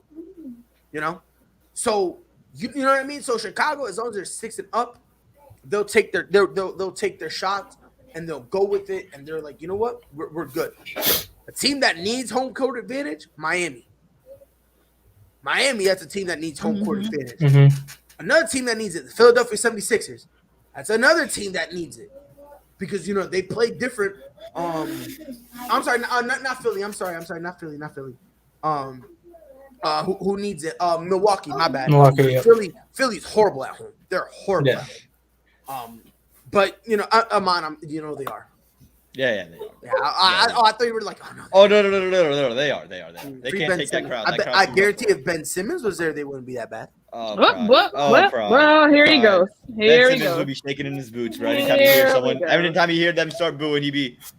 Listen, every time he hears the word, every time somebody says a word with a P in front of it, he starts to quiver because it's. I don't think it's the fans.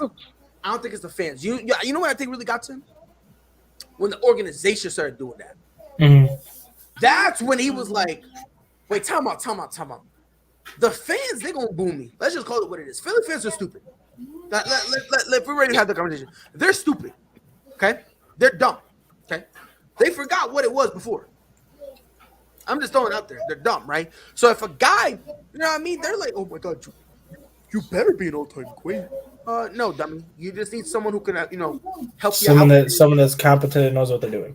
Yeah, that's it. And that's what Ben Simmons was. He was competent. No, he didn't shoot he didn't shoot jumpers, which was teach their own. He was still a matchup nightmare though, because he's such a big guard that he can play anywhere 1 through 4. And on top of that, let's stop acting like Ben Simmons wasn't shooting because he didn't want to. Only one man in that organization tried to make him shoot. It was Brett Brown, and it costed him his job. Obviously, trusting the process worked with Brett Brown, so maybe you should have trusted what he said and forced him to shoot more jumpers. Brett Brown had the right idea, but he just had the wrong team. Like you know what I'm saying? He knew at some point it was going to come down to Ben Simmons needing to be able to take at least a shot. I feel so bad for Brown though too, because you go back to that series loss when Kawhi Leonard hit that shot. Oh my God! And that's what got him fired. And that's if that crazy, shot doesn't man. fall, what happens with Philly? Does Philly go to the finals if that shot doesn't fall, or what happens? Like everything falls on that shot. Like Yeah, if Leonard misses that shot, that lucky ass Toronto shot doesn't win. too. No, I don't want I don't want to hear nothing about lucky shots. I don't want to hear nothing It about. bounced, Pride. It bounced. So if that was hold on. so if that was lucky, then LeBron's game winner against Toronto was lucky. Wait, which one? The one when he just ran and he kind of just went up there and he just threw it up and it That was lucky. That's a horse. That's a horse shot. Out of your mind. Out of your mind, because footage came out that LeBron practiced that shot. So The only Kawhi never practiced that shot where he shot in the corner. It just bounced. No, listen. Kawhi Leonard practiced that shot. If he got a good bounce, good for him. But if that's something you practice, I'm not gonna say, oh yeah, it's luck. Because if that's a shot you practice, I'm not gonna say, oh yeah, it was pure luck. You know what? I ain't even going to defend Kawhi Leonard. The only one that you can never say luck for is Stephen Curry because he practices whatever he wants to practice. And then yeah, I was about to say, yeah, you can't. No, but I mean, and that's fine. But see, I'm gonna say it because Pride says what he got, so I'm gonna say it. Go ahead. We ain't never seen Steph in the clutch though. We've seen Steph front running. We've seen Steph up 20. We've seen Steph up 10, up 15, up 5. We ain't never seen Steph walk off 3 in the finals or in the playoffs. We've never seen it. We've never seen it. I agree with you. He's not a good clutch decision maker. He's not. I agree with you there, but have the Warriors ever needed him to be clutch? Yeah, no, they haven't. No, they haven't. But what I'm saying is, there's one shot I can think of. There's one shot I can think of that they needed him to hit. The OKC? Are you talking 2016 about the Cavs. After Kyrie just drains it on top of his head, he gets the pick and roll with Mario Spates from the top of the key. And he missed. There's a 3-pointer we've seen him made like 100 times in a row. And he missed it, and then they went down 4. Are you talking about the one with? Oh no, never mind. The one that he did with Kevin Love didn't matter because if he made that, they would have still been down by like what 1 or 2. 1 or 2, yeah. I think they would have been down. I think they'd have been down. They'd have been in. I think they would have been down like 1 at that point. Okay. There was one before that, right after Kyrie hit the shot. No, because he had like 2 or 3 opportunities because when they came down, they gave the ball to him like I think it was like 3 plays in a row. Because if you remember, after that Kyrie shot, it was still like a minute and some change left, and they had 3 different opportunities to score, and they gave it to him, and he missed like all 3, if I'm not mistaken. One was like wide left, one was like it rimmed out, and then one. I mean, when it comes to another Steph was like not wide being right or something like clutch, when it comes to Steph not being clutch, I mean, that's a weird situation for me. I can see her argument on it though, but he's clutched the entire game though. That's the thing. Like throughout the whole game, clutch. We don't consider clutch for the entire game. We consider clutch for the last 2 minutes. Yeah. No, I know. If that was the case, people wouldn't say Brown was a clutch. If that was the case. No. Listen. People say Brown ain't clutch. I haven't watched basketball, bro. I don't. But I'm just saying in general. As a Celtics fan, I know that he's clutch, dude. As a Celtics fan, I know it. You know. And here's the thing. And listen, as a Celtics fan, like that is how I know how clutch LeBron James is because as well with Iman, we suffered at it firsthand, and we literally have been able to watch and say we did everything we can do, and he still made it. No, I like I said, I agree. I'm just saying. I know you agree. The general consensus is that, well, at least that for most people who say he isn't clutch, it's like, oh, he can give you 1 to 3 quarters, and it's like if we're doing that, then it's gotta be the same thing because clutch from the general consensus of NBA is those last 2 minutes. Like that's the defining moment of what I'm saying, quote unquote clutch. Real quick, what's in the red cup? Mind your business. You right, my bad. You got it, coach. You got it. My bad. You ain't gotta yell at me, yo. Nah, I just show you. I saw her flaunting there a couple times, and I'm like, oh, what you got in there? What you got in there? A little good luck juice. Real quick, does Domantas Sabonis Jaylen Brown trade make sense? Both teams are underachieving. I said this before, and I'll say it again. I'm gonna tell you this right now. Okay, Pride, I want to know what you could think about this. And Iman, I'm pretty sure. I think I've said this around you, and you agreed with me. If we trade either Jaylen Brown or Jason Tatum, either or, I don't care who we get. I don't care. I could be getting a prime LeBron James, a prime Boogie Cousins. Oh, you acting up. Hold on. Okay, go ahead. I'm talking about this is the best thing, right? And we can get good old not D Wade, we get Flash. And if we take that trade, we need to immediately have a conversation with Brad Stevens. The conversation says, "Hey, Brad, you think you did a good job? Yes, I did. You did a shit job. You're fired. Send him back to college. Escort him back to Butler. Escort him real quick. Escort him back. Okay. We're gonna call Danny Ainge and bring him back just to fire him, so that way he gets embarrassed. Okay. And then we're gonna go to ownership. We're gonna go to management. We're firing everybody. We're going to pick up the team, move to Seattle, and we're gonna rebrand. Supersonics 2.0. And we're releasing everybody. Man. We're releasing everybody. Marcus Smart, you can go. You can go. Time Lord, everyone's getting released. We're gonna let everyone sign. And then we're gonna sign old people. We're gonna keep Joe Johnson. Matter of fact, we're gonna let him start. Okay. We're gonna sign Isaiah Thomas. We're gonna give him the contract that he done wanted a few years back. We're gonna give him that contract. And then after that, we're going to go on social media and have a fan vote and say, hey, who wants to play? And we're going to have a random drawing. And the rest of our lineup will be randoms. Swear to God. If that happens, we need to destroy the franchise. Okay? We need to eradicate it off the face of the planet. We need to make sure the that meteor needs to come down, man. Just do what it did to dinosaurs. We Just just right need on, to right make on that. Prime, you on here tripping? Bro. You on here tripping? Like I was with you until you said Prime LeBron. You on here You tripping? don't gotta be with me, sis. You don't gotta be with me. You don't gotta. You wanna know why? Because Amon knows what it is. Amon knows Wait, what it that's is. true. That's true. Y'all are Celtics fans. That's Yeah, true. we know. But I don't believe The we should Sabonis get rid trade of, makes sense for a Jaylen Brown. different team, but not for Boston. No, Yeah, and no, Dustin, no. you put it in the group chat, which or in the private chat, which makes sense. You can go and touch on it if you want. Sabonis has already been mentioned to go to Chicago. Mm-hmm. It makes perfect sense for him to go to Chicago because it's exactly what Lauri Markkanen was when he was with Chicago, just a more consistent player. Gives them the size on the inside they're lacking.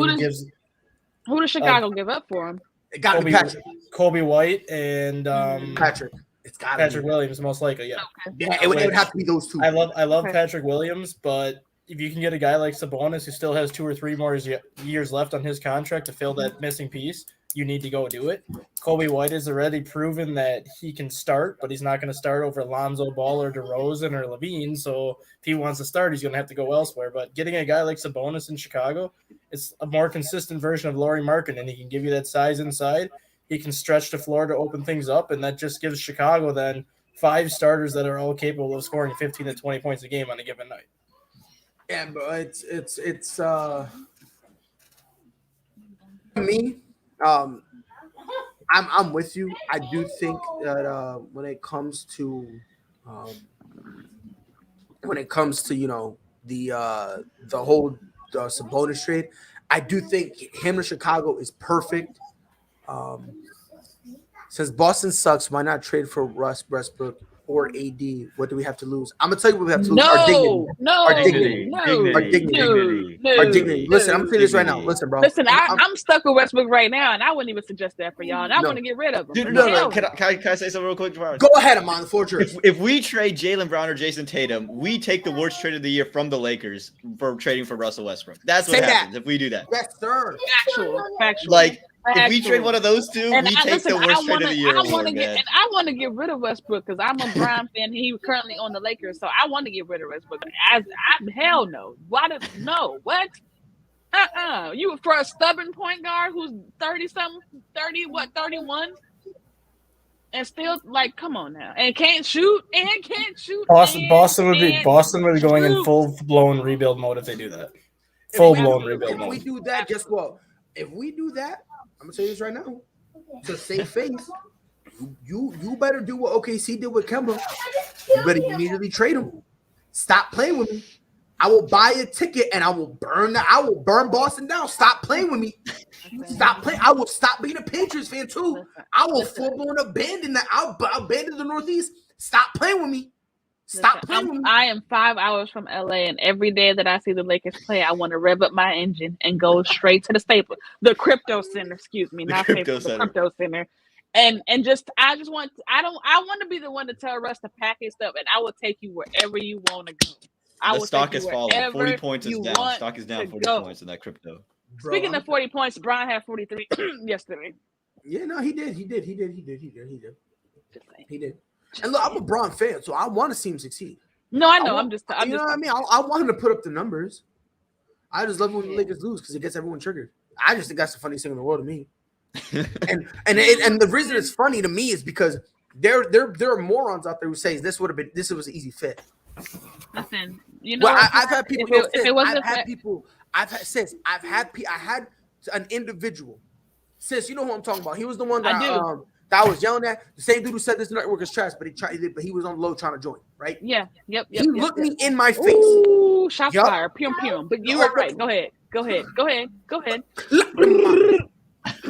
But I'm gonna tell you this right now. He told me not only would it be a perfect fit, but he said that this year's Lakers would beat the record set by the 73-9 Golden State team. Okay, so he was smoking crack cocaine. No, because there was no. I'm gonna tell you what it is. He doesn't know what he's talking about. He doesn't know. Like he's dumb. Listen. Dumb. Come on, man. I'm a Bron fan. Pride. Remember the joke I told you yesterday with Russell Westbrook and LeBron? Sis, you missed it. You missed it, sis. They were making fun. What was the joke? They were like Pride had himself muted because he was talking to his kids in the background. He's like, "What was the joke? Don't touch it. He's like, don't touch it. You're gonna break it." I'm like, that's exactly what LeBron says when Russell tries to get a piece of the championship ring. Don't touch it. You're gonna break it. Yeah, no, serious. What? No, because here's the thing: every time I was yelling at my kids because if they were misbehaving, I would yell at them. Someone was like, "Yup, that's LeBron. You. That's LeBron talking to Russ. That's LeBron and THT." And I'm like, it is crazy because I'm looking at it. And by the way, for those who don't know, I call my kids LeBron when they're being, sensitive and they're being childish, right? If I take something from my daughter, she goes, hey, and then throws it up on the floor. So I'm like, LeBron, get up, right? I call her that. Like, and it's to the point where, like, when I call her that, she stands up and she gets mad because she understands I know why you're calling me LeBron. Because listen, my son, he could barely walk. What kind of message are you trying to send, Brian? They're going to be Jordan fans, bro. The way you started out. Sis, we can't disagree there. Come on now. Sis, look me in my face. Come on now. This is rude, bro. This is rude, Pride. But I'm going to let you cook. It's rude. No, you're not, but it's rude. And I'm a LeBron boy. I'm a LeBron stan. First of all, LeBron deserves a Nobel Peace Prize for not knocking Russell Westbrook's head off at this point. He does. Look, I'm sorry. He does. Yo, and did y'all hear what Russ said afterwards? Oh, people expect me to do 20 points. Yeah, because we expect less than 4 turnovers, dog. And when he said that, I was like, that right there just shows you how disconnected Russ is from this team. When I tell you I could have fought that man when I saw that, it's like, yes, I expect you to be the former MVP that you are, stupid. And here's my thing. Right? And here's my thing. Larry Bird once said, if you want to win a ring, play with Kobe. If you want to have fun, play with LeBron. Lakers are a laughing stock. But again, that's not LeBron's fault. No. It's not LeBron's fault. LeBron's playing MVP caliber basketball. And I said this before. The days of LeBron James carrying a roster and really dragging it, those are over. He could still be a potential MVP candidate. But in terms of him full-blown dragging, those days are over. One player can't carry a team in the Western Conference. It's not at all. The Western Conference is 100% team ball. And by the way, real quick, And Larry Bird need to worry about his bad back instead of worry about LeBron. But anyway. No. Because listen, I understand what Larry Bird is saying. If you want a ring, play with Kobe. Even though his first 3 rings, he would have never learned how to spell ring if it wasn't for Shaq. But we're not going to talk about that. And at the same time, the same Kobe Bryant when he had no help, almost got traded to the Chicago Bulls. No. Requested a trade. No. Demanded. Let's tell the full story.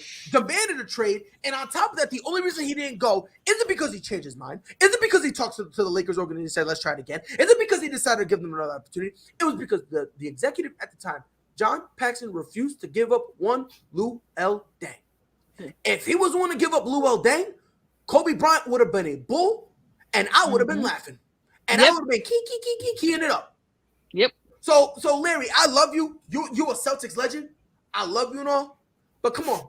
Pipe down, settle down, because you was the same dude who was trying to tell us that Paul George is one of the best players in the league, dog. Relax. Come on now, Sit let's down. talk about it. If we're ready for that conversation, you was the same dude who told us that Roy Hibbert post him pulling a Darren Williams forgetting how to play. You was telling us he's still legit. That was you now. That was you. Damn near a prime Shaq if you asked him. Hey, listen, if you're ready for that conversation, this is the same dude who told us a Danny Granger post-injury, and I'm talking about months after this man done fell off the face of the earth. This man done told me that Danny Granger is still a very dangerous player. Mm-hmm. So that tells me one of two things, Larry. And you're my guy. I love you. You're either stupid or a liar. Pick one. And I don't think you're stupid because I've watched you play. You're definitely a liar. I've watched you play. And heavy on the liar. Come on now. Heavy on liar. He can't be stupid because, again, a lot of the plays I've seen him do, that's IQ. That's IQ. When he stole the ball and he hit the get I think it was against Detroit, matter of fact. Yep. That's IQ. That's IQ in reactions. So you can't tell me you're stupid, Larry. So that only leaves one other option. You're a liar. And he might be smoking too. Come on, man. Come on, man. You've been hanging with Scottie Pippen too long, dog. You've been chilling with Scottie too long. No, because Scottie's stupid. He just dumb. Scottie's dumb. No, Scottie, we need to Scottie's dumb. We gotta sit down with Scottie. Like, are you ready for that documentary, bro? That's Scottie. No, I don't want a documentary. He's got a documentary coming. Scottie has his own documentary. Yeah, Scottie's got some issues right now. Yep, he's funding his own documentary. Wow. Scottie. What funds? Because according to him, he got. Apparently, according to him, he broke, but he rich. I don't know how you do that, but he pulled a Chris Webber. See, and I hate to say it, every day it makes more sense why Lobster Pippen cheated on him with Future. Every day it makes more sense. Every day it makes more sense because it's like Future is a lot of things. He's a lot of things, but dumb ain't one of them. I'm gonna say this right now. If Future, he's consistent in saying, "I'm a cheater." Like Future owns it.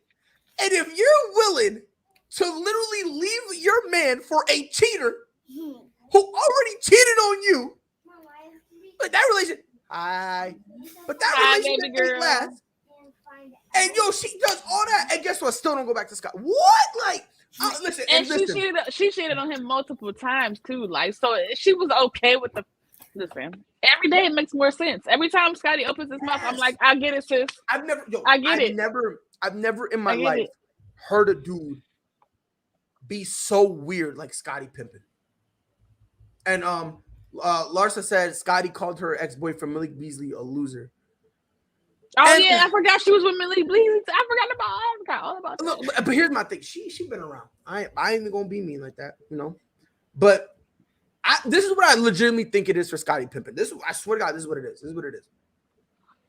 I'm convinced him and Mike still play golf. If he beats Mike was a hell of a player. He was great. He's the greatest. That killer instinct. If Mike beats him, LeBron James is just better in every facet of the game. It depends on how their morning golf game went. I think it's more than that. I think as long as Michael Jordan is feeding him in some way, Scottie's okay. Because for all these years, like, him and Mike were close, and he was getting, all these endorsements and all this money and all this thing of that nature. Once that kind of started to dwindle down, then we got to see the real Scottie. And he's one of those people that as long as you do for him, he's fine. But the moment that you snatch it away, then it becomes a problem. And then that's when you're the worst person in the world and you never did anything and you're the worst thing since whatever the hell. Like, and the problem is, if we're gonna be honest, the points he's making for real. Seriously. It's true. Like, that really is it's crazy because if anyone thinks who's the craziest dude, everyone always said it was Rodman. On the low, it was, and listen, a lot of the points that Scottie Pippen makes is legit. Like the points he makes, like, again, let's call it what it is. And when they first played the Lakers, Magic Johnson put a triple-double on MJ's head. And he's on the edge of the bed. He's crying, pouting.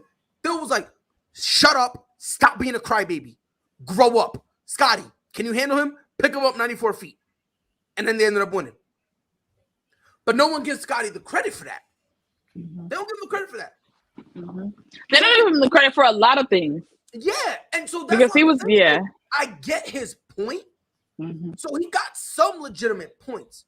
It's just the way you go about it. Where you start to lose credibility, Amon, and if I'm bugging, let me know. Amon, you got a girlfriend. I love you. You're the love of my life. I'm so glad I was in a dark tunnel. You are the light. You went through my phone? You scandalous bleep. I never loved you. You was for the streets. But then again, come back. I love you. My door is always open. You are the love of my life. I cannot live without you. By the way, your sister Poom Poom, phenomenal. I was in it. Never loved you. Can't stand you. By the way, come back. I want to marry you. You're everything to me. I got a wedding dress for you and everything. The same wedding dress I gave your cousin because I gave her these. That's Scotty. Scotty goes. It's like, dog. That's what I'm saying. And let's be honest, even if you're being legit, the mere fact that you're bouncing worse than a ping pong table out of like tennis, this dude bounces more than a basketball at a middle school game where them kids don't shoot at all. It's just like dribble. Look up. Oh, sorry, coach. Dribble. Like, that's Scotty.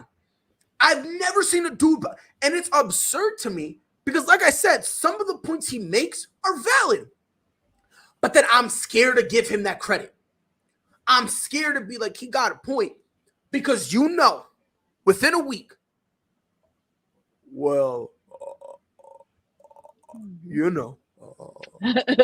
Mike was never that guy. But LeBron also sucks. Like, bro, like, I don't want to be rude. Scotty looks slow now. He might be Aaron Hernandez. He gonna be the next Aaron Hernandez. He is slow. It ain't no look. He is slow. Yeah, man, you heard me, man. You heard me. I said what I said. He gonna be the next. Bro, that's a bold statement, bro. Bro. Listen, I'm gonna tell you this right now. I don't know if it is because Scotty is that. Hey, man, Scotty. He gonna be Aaron Hernandez without the CTE. He gonna be Aaron Hernandez without the CTE. Because Scotty be going through his self-inflicted. He go through it though. Bullshit. I've never seen Amon. Let me know if I'm wrong. I've never seen a man have this many. And if I'm bugging, let me know. YouTube says I've never seen a man have this many midlife crises. Yeah, I don't think that. It feels so like either. He's like been in the shadows for so long. Have you seen how he's been dressing lately? Like he even trying to dress like Future now. Like, bro. Come on, man! Like, you seen it in the with shadows, the dreads. Trying to come into the light, scared of the light, comes back into the shadow, then comes back out, scared of that. It's like, man, pick a side, dude. Bro. He be trying to act. He be trying to like. Yeah, y'all remember the Lion King when Mufasa was like, you see all the shadow parts. Everything the light touch. Everything light touch. That is our land. Papa, what's that? And then I just put like a picture of him. Mm-hmm. That right there. That's the people who like MJ. You don't swear to God. And then the next day he does the same thing. Goes, Papa, isn't that the people who like MJ? No, those are the LeBron stands. Swear to God, it's something new every day. Anthony Price says, "Can we all agree Kobe is nothing without O'Neal, and Jordan is nothing without Pippen?" Mm-hmm. I'm gonna say that I'm not gonna go as far as say nothing. Yeah, I don't know about. But I will say this: it makes a difference, though. Kobe without Shaq, he's not looked at in that light. Yep. Jordan without Pippen, not looked at in that light. Nope. They will still be looked at as all-time great players. Yeah. But in terms of the mystique that they have, no. I don't think so. Oh, I need to charge my computer. Not close. So, last topic of the night. we went on like 15 tangents. It definitely did. It's vibes, man. It vibes. Yeah, but listen, bro, and that's what the show's about, dog. We have a couple topics, but then we just vibe out and we just talk, and that's really it. And it's 2022. This is what we do in 2022. Yeah, exactly. New year, new me. Yeah. Yo, what's it called? I had someone block me earlier. Oh no. Yeah, bro, you are getting blocked, man. Listen, man, I love it when I get blocked. I get blocked, man. He's like, keep hating on me. Watch this. That's what Fry goes. Fry gets so turned. He's in the mirror like when you're a kid and your mom yells at you, like, oh, you're about to swing it. That's Friday. Anytime someone blocks him, he's like, oh, okay, watch this. No, seriously, he'd be like, I'm gonna tell you what happened. I'm gonna tell you what happened. I had a friend who, by the way, I added him. He was on my old Facebook, and he added me. So I was like, whatever, I'll add you, right? Every year it's the same thing. It's the same thing, right? Because December 30th, like this status. If you want to be in my life, come next year. We're doing, I'm doing big things, something stupid like that, right? Entonces, and then, mamá got the nerve, right, to be like, come New Year, I see no one liked it, and he goes on a whole thing. mm-hmm. So I decided to comment something. I didn't think this was wrong. I didn't think what I said was out of pocket. I was like, dog, just leave them behind, just trying to be encouraging. He goes, nah, because it shows I don't have any support or whatever. And I was just like, oh man, I'm gonna be honest with you, dog. Who wants to support you? You do the same thing every year. I'm like, you know what I mean? Like, and he was like, excuse me? I was like, you're excused. Did you sneeze or something? That right there is kind of what got him triggered a little bit. Because then he started typing in all caps. By the way, when I'm arguing with someone, I'm gonna say this right now. If y'all ever argue with me, never use all caps. Because the instant you use all caps, two things gonna happen. One, I know I won. And two, y'all know that SpongeBob meme when his face turns into a bird and it's like every other letter is capitalized? I hit you with that, boom, immediately. Mm-hmm. Immediately, right? So, like, hold on. Because I'm telling you, bro, this is what I would do. Hold on. Because this is what I said to somebody earlier. Because he got mad at me, and then he did this weird thing where he started talking sports, but he was like trying to act like it was personal. Something like, oh my God, but you're a New England Patriots fan. Imagine being that desperate. I'm like, desperate for what? He goes, you get no play. You get no trim. I'm like, son, I'm engaged with 2 kids. How you think kids are made, fam? Like, what are we doing here, fam? Come on, yo. Yeah, I'm like, fam. I'm like, you know what I mean? He was like, oh, that's all fake. I'm like, all right. He was like, oh, you adopted him. I'm like, pop off, kid. So I was like, so I decided to just have a little bit of fun with him. And this is what I typed. I'm typing it right now. This is what I typed. Because then he put in all caps, imagine being a Patriots fan. This is what I put up. Because he's a Dallas fan. I said, but the Cowboys are legit. That's what I said. Straight like that. And he blocked me. And before he blocked me, he put on his story. Swear to God, he put on a story, a video of him crying. Oh, wow. So you know how you can swipe up on it and you can like type something and kind of send it to him. I said, put your tears in a cup. I'm thirsty. And then I just haven't seen or heard from him since. Listen, man, I try not to be mean. I try not to. Like, I try to be a good noodle. I really do, right? But if you drag it out of me, I could be toxic. John says, don't you know Dallas fans don't know how to read? I love it. But nah, man, like, I try to be a good guy, right? Now, if it's lighthearted trolling, I'll troll back, right? Like, for instance, like, remember, this is the same John dude who admitted, hey, I'm just saying stuff. I want to get it right. If you're like that, hey, I'm cool. Because again, in every show, you need someone like that. Because that's how it's fun, right? Yeah. But when you're legitimately stupid, right? And then you're trying to talk down to me, I'm going to make you feel dumb. I feel like that's my job. I feel obligated to make you look stupid. That's just me. But final topic of the night. KD, LeBron James, Jason Tatum, James Harden, Damian Lillard, and your guy says Russell Westbrook, the best point guard in the league. Oh, I will shoot you. They all are logging at least 35 minutes per game. Russ is on the edge with 35.9. Dame Lillard, 36.4. LeBron James, 36.8. Kevin Durant, 37. Then obviously you got guys like Paul George at 35. Anthony Davis, he's got 35.4. Man, look, I said that out loud. My bad. you're not gonna keep giving all the Laker guys nicknames and stuff. My bad. I'm so immature. Very. I'm so immature. I apologize. But pose the question. I'm gonna start with you, sis. Okay. With all of that, with all these minutes, another person need to be mentioned is Embiid. Like I said, man, Joel Embiid is the only dude I know who will sneeze and be out longer than CJ McCollum would have collapsed long. Do with that information as I will. I hate Pride so much, man. Yo.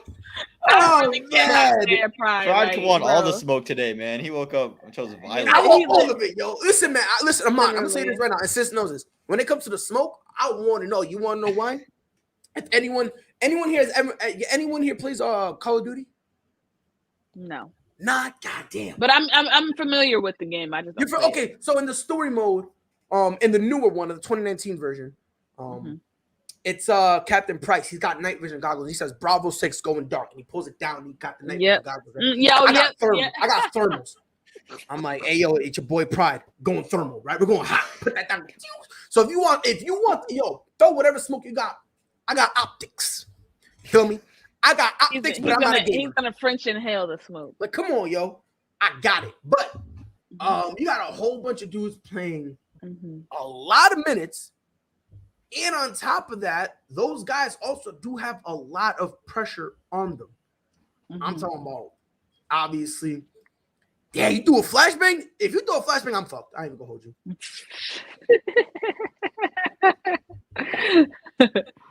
Yeah, I'm beat.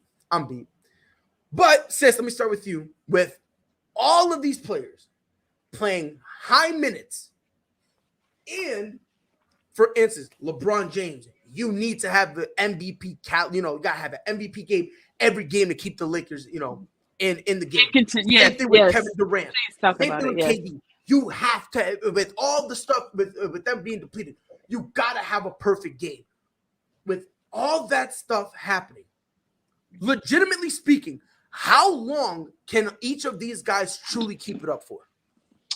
I don't think for very long. I think it's been proven for each one of these guys at separate points that eventually they start to slow down. I mean, LeBron, as thorough as he's been throughout his career, at some point, like he starts to get gas, he starts to get tired, and saying LeBron is also a guy that's used to playing long minutes and going to the long stretches of seasons, as far as going to the finals so many times, and I mean just all the culmination of things on top of that, of him being 37. So it's definitely concerning as far as for him. It's concerning for KD as well, because we saw KD last year against Milwaukee. He played all those minutes during the season, then played all those minutes during the playoffs, and then in that final game where it was decisive, he couldn't fit, like he looked like he couldn't even physically lift his arms anymore to even, like, a lot of his shots were falling short, or it just wasn't the same get up and go that we see in KD prior to that, because he was just exhausted, which is natural. Like, he's human. He's gonna get tired. Steph Curry the same way. You know what I'm saying? I think the advantage that he has with him is that he does have Clay coming back soon, so he won't have to play as many minutes. They can kind of balance it out a little bit better. And also with KD too, if James Harden is able to keep the steady pace, because he's kind of picked it up the last 5 or 6 games for Brooklyn as well. So if that can be consistent, then I think that both of those guys will be fine. The concern is with, like, a guy like Bron and a guy like Dame, when they don't really have a solid number 2, at least that it seems, where they can, like, okay, I'm having an off night, or I can take off tonight, and my guy's going to pick it up, and he's going to be able to lead us to a win, and he's, going to be able to lead us to the promised land. So it's concerning it's really concerning for those two guys. But like I said, if KD and Steph, if their number 2s are solid enough to hold them up, then I think they'll be fine. Aman, John says 3rd week of January to the 2nd week of February, he believes we're going to see a lot of these guys go down. Now, obviously, I hope not, but I mean, I can see it too. Yeah, that could be something, with LeBron, obviously, with him being a little older. But Kevin Durant, Jason Tatum, Damian Lillard, some of these guys, I mean, obviously, we hope and pray Russell Westbrook just pulls a Kyrie and goes on a sabbatical. I don't want him to get injured. I don't want to wish an injury upon anybody. But I just, go home. Don't come back till, I don't know, 5 years from now. But do you think that teams will push their guys to the point that they get injured? Or do you think that some of these teams have that in the back of their mind and are going to try to make adjustments? Well, I think it's the luxury of having that opportunity to make those adjustments, right? When you're a Warriors side who's won a lot of games and are getting Klay Thompson and Wiseman maybe jumping back into the system, you can have Steph Curry be a little bit of an relaxed role. KD, if Harden can continue to play well, you can push his minutes back. But when you talk about LeBron, when you talk about Jokic, you talk about these guys who it's a one-man crew right now. And you can't afford for those teams, especially the Lakers. You're 18-19 now after a 40-point game from LeBron James for a win. You're going to battle in for this play-in side, not even playoff, play-in. That's what you're looking at right now. And you need every single game out of LeBron. Now, is this sustainable? Probably not. The only guy on this list that's sustainable is Russell Westbrook, because Russell Westbrook's going to have 8 turnovers a game no matter how many minutes he plays. So that's the only thing that's sustainable right now. But again, it's the luxury that these teams have. When you're talking about the Lakers, they don't have any luxury. If Harden and KD don't mesh well and Kyrie throws a tangent in there, the Nets don't have that luxury of resting out KD. But again, the Warriors, I think, are in the best situation because, again, you're getting Klay Thompson back. Wiseman comes in. Jordan Poole's playing well off. He can come off the bench and play really well, distribute, so you can pull his minutes back. It's the luxury these teams have. Can they afford it? Right now, it only seems like the Golden State Warriors are the team that can afford it. Agreed. It's just look. I agree with you in terms of Steph, because again, you're getting help back. Not only are you getting help back, but you got help now. To your point of mine, Jordan Poole's playing great. Andrew Wiggins is in his role doing this. You got help from everyone, and now you got 2 of your starters coming back. It's gonna be easy to him. For LeBron James,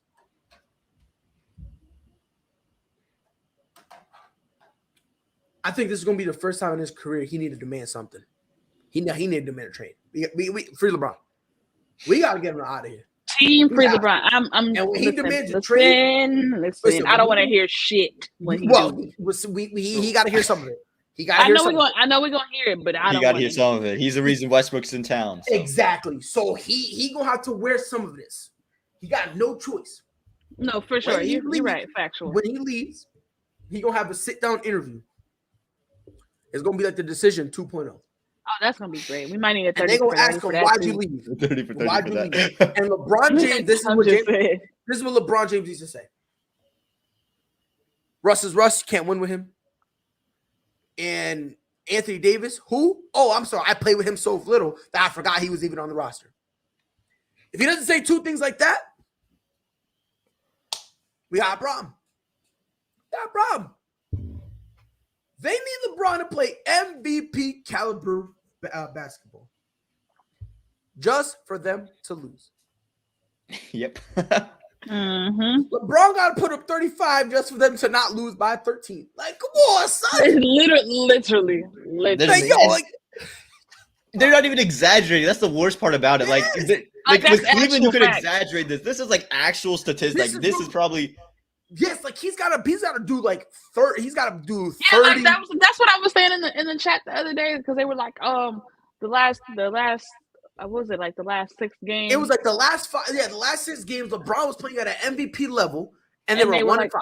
1-5, and I'm like, or they were like 1-6 or something like that. And I'm like, well, if he didn't do that day, I'm like, if he didn't do that, they'd be 0-12. Like, and that's the thing. Like, again, you need LeBron to play. Ooh, hold on. John Sugg says, you think they get Kemba for Westbrook and one more player and a draft pick? No. And I'm gonna tell you why. They're not getting none. And I don't want Kemba, because Kemba is Westbrook with a jump shot. Like negative. No, I don't know about that. What? So we're now we're gotta sit up on you. So Kemba's reliable now. So we're relying on Kemba. Like Kemba's good enough to catch. I think he's a better fit than Westbrook. Way better. It's not even close. He's a better fit, and it's not even close.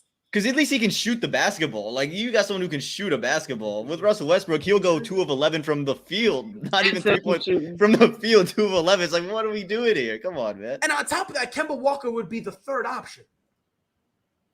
Okay. You see what I'm saying? Now, if it was, if you were in a situation where you needed Kemba Walker to be the number 1, oh, we got a problem. Sekayo, we got a problem. You know what I mean? Yeah. But we don't need him to do that. All you need to do is have him and just be like, look, bro, can you be better than Russ? Which at this point ain't hard. Yeah, can you not turn the ball over and can you give us a respectable 15? If you can do that, we'll be fine. And I think they can. Someone said Kemba equals Kyrie. Nah, bro. No. Before, yes. Now, no way. Not right now. No. Coming from the guys who had Kyrie and Kemba back to back, there's definitely there's definitely a difference. No.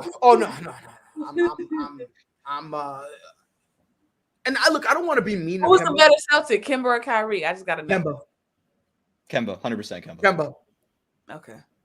Kemba. He was better for JT and Jaylen Brown. That's just what it is. Yeah, and let me ask you a question because you guys. Let me ask you, in your opinion, who is a better point guard for your team? Russell Westbrook or last year when LeBron played point? LeBron playing point for sure. You saw how it was just like that? Yeah, it was something like that. The same thing. Okay. No, I'm not saying Kemba Walker's on LeBron's level. I'm just saying in terms of them two. Oh yeah, no, I get it. I get what you're saying. I get what you're saying. I mean, I would agree. You know what I mean? Like to me personally, I don't think, and Amon, you agree with me? Yeah. It was Kemba and not even close. Not even close. No, man. Yeah, because when Kemba came, at least he did something called PASSING, called passing. Oh, my guy. Yep. Yo, listen, bro. Kyrie Irving. This is why I couldn't stand him in Boston, right? Only dude I knew shooting 4 for 20, 5 for 19, and got the nerve to look at Jason Tatum talking about it's your fault. Talking about Terry Rozier, pull your weight.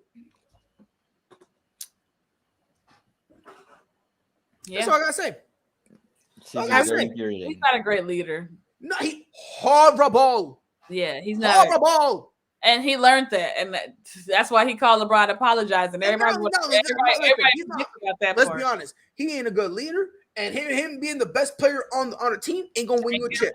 Nope. And he knew that. And you want to know why he knew that? You want to know how I know? He said, "KD, come here, buddy." And also, you want to know the funny part about it? Are you ready to hear the funny part about it? Brooklyn, they refused to take Kyrie Irving by himself. Mm-hmm. The Knicks refused to take Kyrie Irving by himself. Mm-hmm. When Kyrie Irving was going around to other teams, and he was like, "Hey, look, will you have me? Look, homie, if you want to be here, bro, we doing a threesome. Who somebody else? Because if we doing this, bro, I want to look at someone else. I don't want to look at you. You gonna be off to the side. Hell, you might be recorded. You might be. And here comes. Without Shaq, sir. Please tell me. All I'm saying. But this is all I'm saying. I understand he won without Shaq, but those 3 that he won with Shaq, I don't think he wins them without Shaq. And I don't even think that's a hot take, to be honest with you. Getting through the Spurs would have been real tough without Shaq. When you talk about that, so it's like, so you know what I mean. So now if you take that, even if he just did once, which I think is a stretch, but even if he just did it once, I don't know, man. Looking at Kobe with 3 rings, I don't know. But Freddie, you can't say, well, duh, pride, and then try to argue his point. You can't say duh, pride, and then say, oh, but Kobe won without Shaq. The hell? Mm-hmm. Well, let's not get into this pride. I'm not gonna get into it. Matter of fact, he can talk to himself. That's fine. I'm not even gonna entertain it.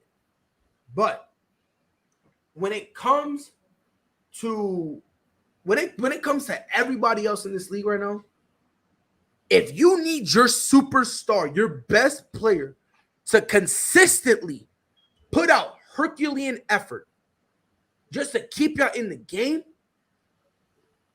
That's rough. That's rough. Especially for a guy like Kevin Durant, who, again, when we saw him have to carry the load last year towards the playoff, you can see him getting tired. And when he was getting, and they were still leaving him out there. They had no choice, and that's the problem. Yeah. Man, like think That's about the let's again. Like at the time, he was so. If I'm mistaken, Game 7, he played like what, over 40 minutes. Yeah. And it literally, if his foot wasn't as big as it was, they would have won the game. You know And here's the funny part: people always say one of his greatest attributes is just how long he is. And let that sink in. His greatest attribute is low key what screwed him over in the end. I just think that's ironic, but it's just crazy. Like, and I'll tell this right now. I don't think it matters how long his foot is. I've been saying this for a while, and no one really believes me. If that foot is behind the 3-point line, he misses that shot. No, I That's he was so. That's a lot. That's a lot of gathering too. Like you gotta exactly for stopping you. Yeah. And that's the only reason I said it. Not that he's not great. Let's not get it twisted. Yeah, but no, he was just so tired and just so drained. Which I think I genuinely believe. I don't know, man. I tried to take that same shot in overtime too, right? And airballed it. Yeah. Same exact shot. Tried to take it from 3, he couldn't hit it. It's like. And it's literally because he was just so tired, so drained. I don't know whether or not he makes it. I don't know. If this was 2K, the Gatorade sign is up next to his knee. They got that Gatorade logo, like he tired and whatnot. But obviously, Kevin Durant, he one of those dudes. He's not gonna. Freddie, again, if that is what he can't make the shot. If this is what you take, I'm that's what you take from that. If this is what you take from that, Freddie, do me a favor. Go take a nap. All jokes aside, go take a nap. We know he can make that shot. It's just saying the exhaustion. He's exhausted. Yeah, he's exhausted. Like he's exhausted. He's drained. Like think about it. Like when you're tired and you're drained, it's difficult to be making those. That's why a lot of times when guys are tired and drained, what shot do they go for? A mid-range. Yeah, because it's closer and it's less taxing on you. Yep. You know what I mean? Like when Kobe was drained and exhausted, was he shooting a 3? Nah. More times than not, he was was trying to do at least older Kobe was. Younger Kobe. Older Kobe. But like that's what a lot of dudes do. Either that or they try to set themselves up like a Damian Lillard. Outside of that Houston one, it's him like him with what he did to Paul George. When it was just him setting up and to do that deep shot that Paul George was like, oh, that's a bad shot. And it's like, dog, he's done these shots before. He was, I don't care what 35 feet. Oh, bad shot. Yeah, he was, I don't care what no one said. That was a bad shot. I was like, I don't know, man. Oh, haven't you hit 35 feet? Like, don't you take 35 footers? Like, consistently, my guy. One of the first things he did, the shot clock was off when he was in Indy, and he shot one from the logo and made it. He said, calm down. Yeah, like, you're not that dude, Paul George. You're not that dude. Relax. But again, you know, I wholeheartedly believe that if you put him behind that 3-point line, I don't know if Kevin Durant makes it because homie was drained. He was tired. It was taxing. If you don't believe me, when the Miami Heat played the Lakers, what was it, game 3, game 4? That Jimmy Butler had that phenomenal performance where he was balled out of his mind. He went over like to I think it was like a layup and he got fouled, I think it was. And he's just leading over, just like exhausted. And it's like, if you don't think that plays a factor, you've never played a sport a day in your life. In your life. A day in your life. You've never played a sport a day in your life. That's why when you play 32, it's the hardest the bucket to get. Again, if this is a takeaway you're taking, if this is your takeaway, if you're hearing everything I'm saying and this is your takeaway, go to sleep. I'm being serious. If this is your takeaway, if this is your takeaway, go home. Go to your room. Close your door. And turn off the lights. Go to sleep. Then when you wake up refreshed, now let's see if you're ready to have that conversation. Because sis, am I saying anything out of pocket? No. Amon, am I saying anything out of pocket? No. Sis, do you agree with what I'm saying? No, I do.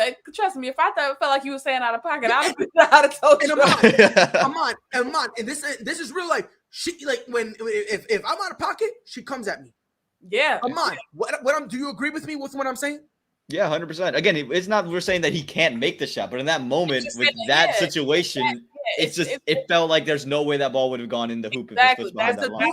That's what we're saying. He's drained. He's exhausted. Yeah. Like, come on, bro. Let's just be honest. You think Lillard finally wants out of? I'm assuming he meant the Trailblazers. Yeah. Do you think the GM needs to step up and make that move? But Freddie, you don't know what you're talking about. You just don't. Yeah, like he's That's not what it comes down to because no one's saying because again, no one is saying Kevin Durant is not can't make the shot. Yeah. How do you know he was drained? He played 40 plus minutes. Dude, you see the shot overtime? Are you dumb? Did you see how he was breathing when he hugged his parents after the game? Like he was tired. The dude is like he looks like he's a kid who needs his asthma pump.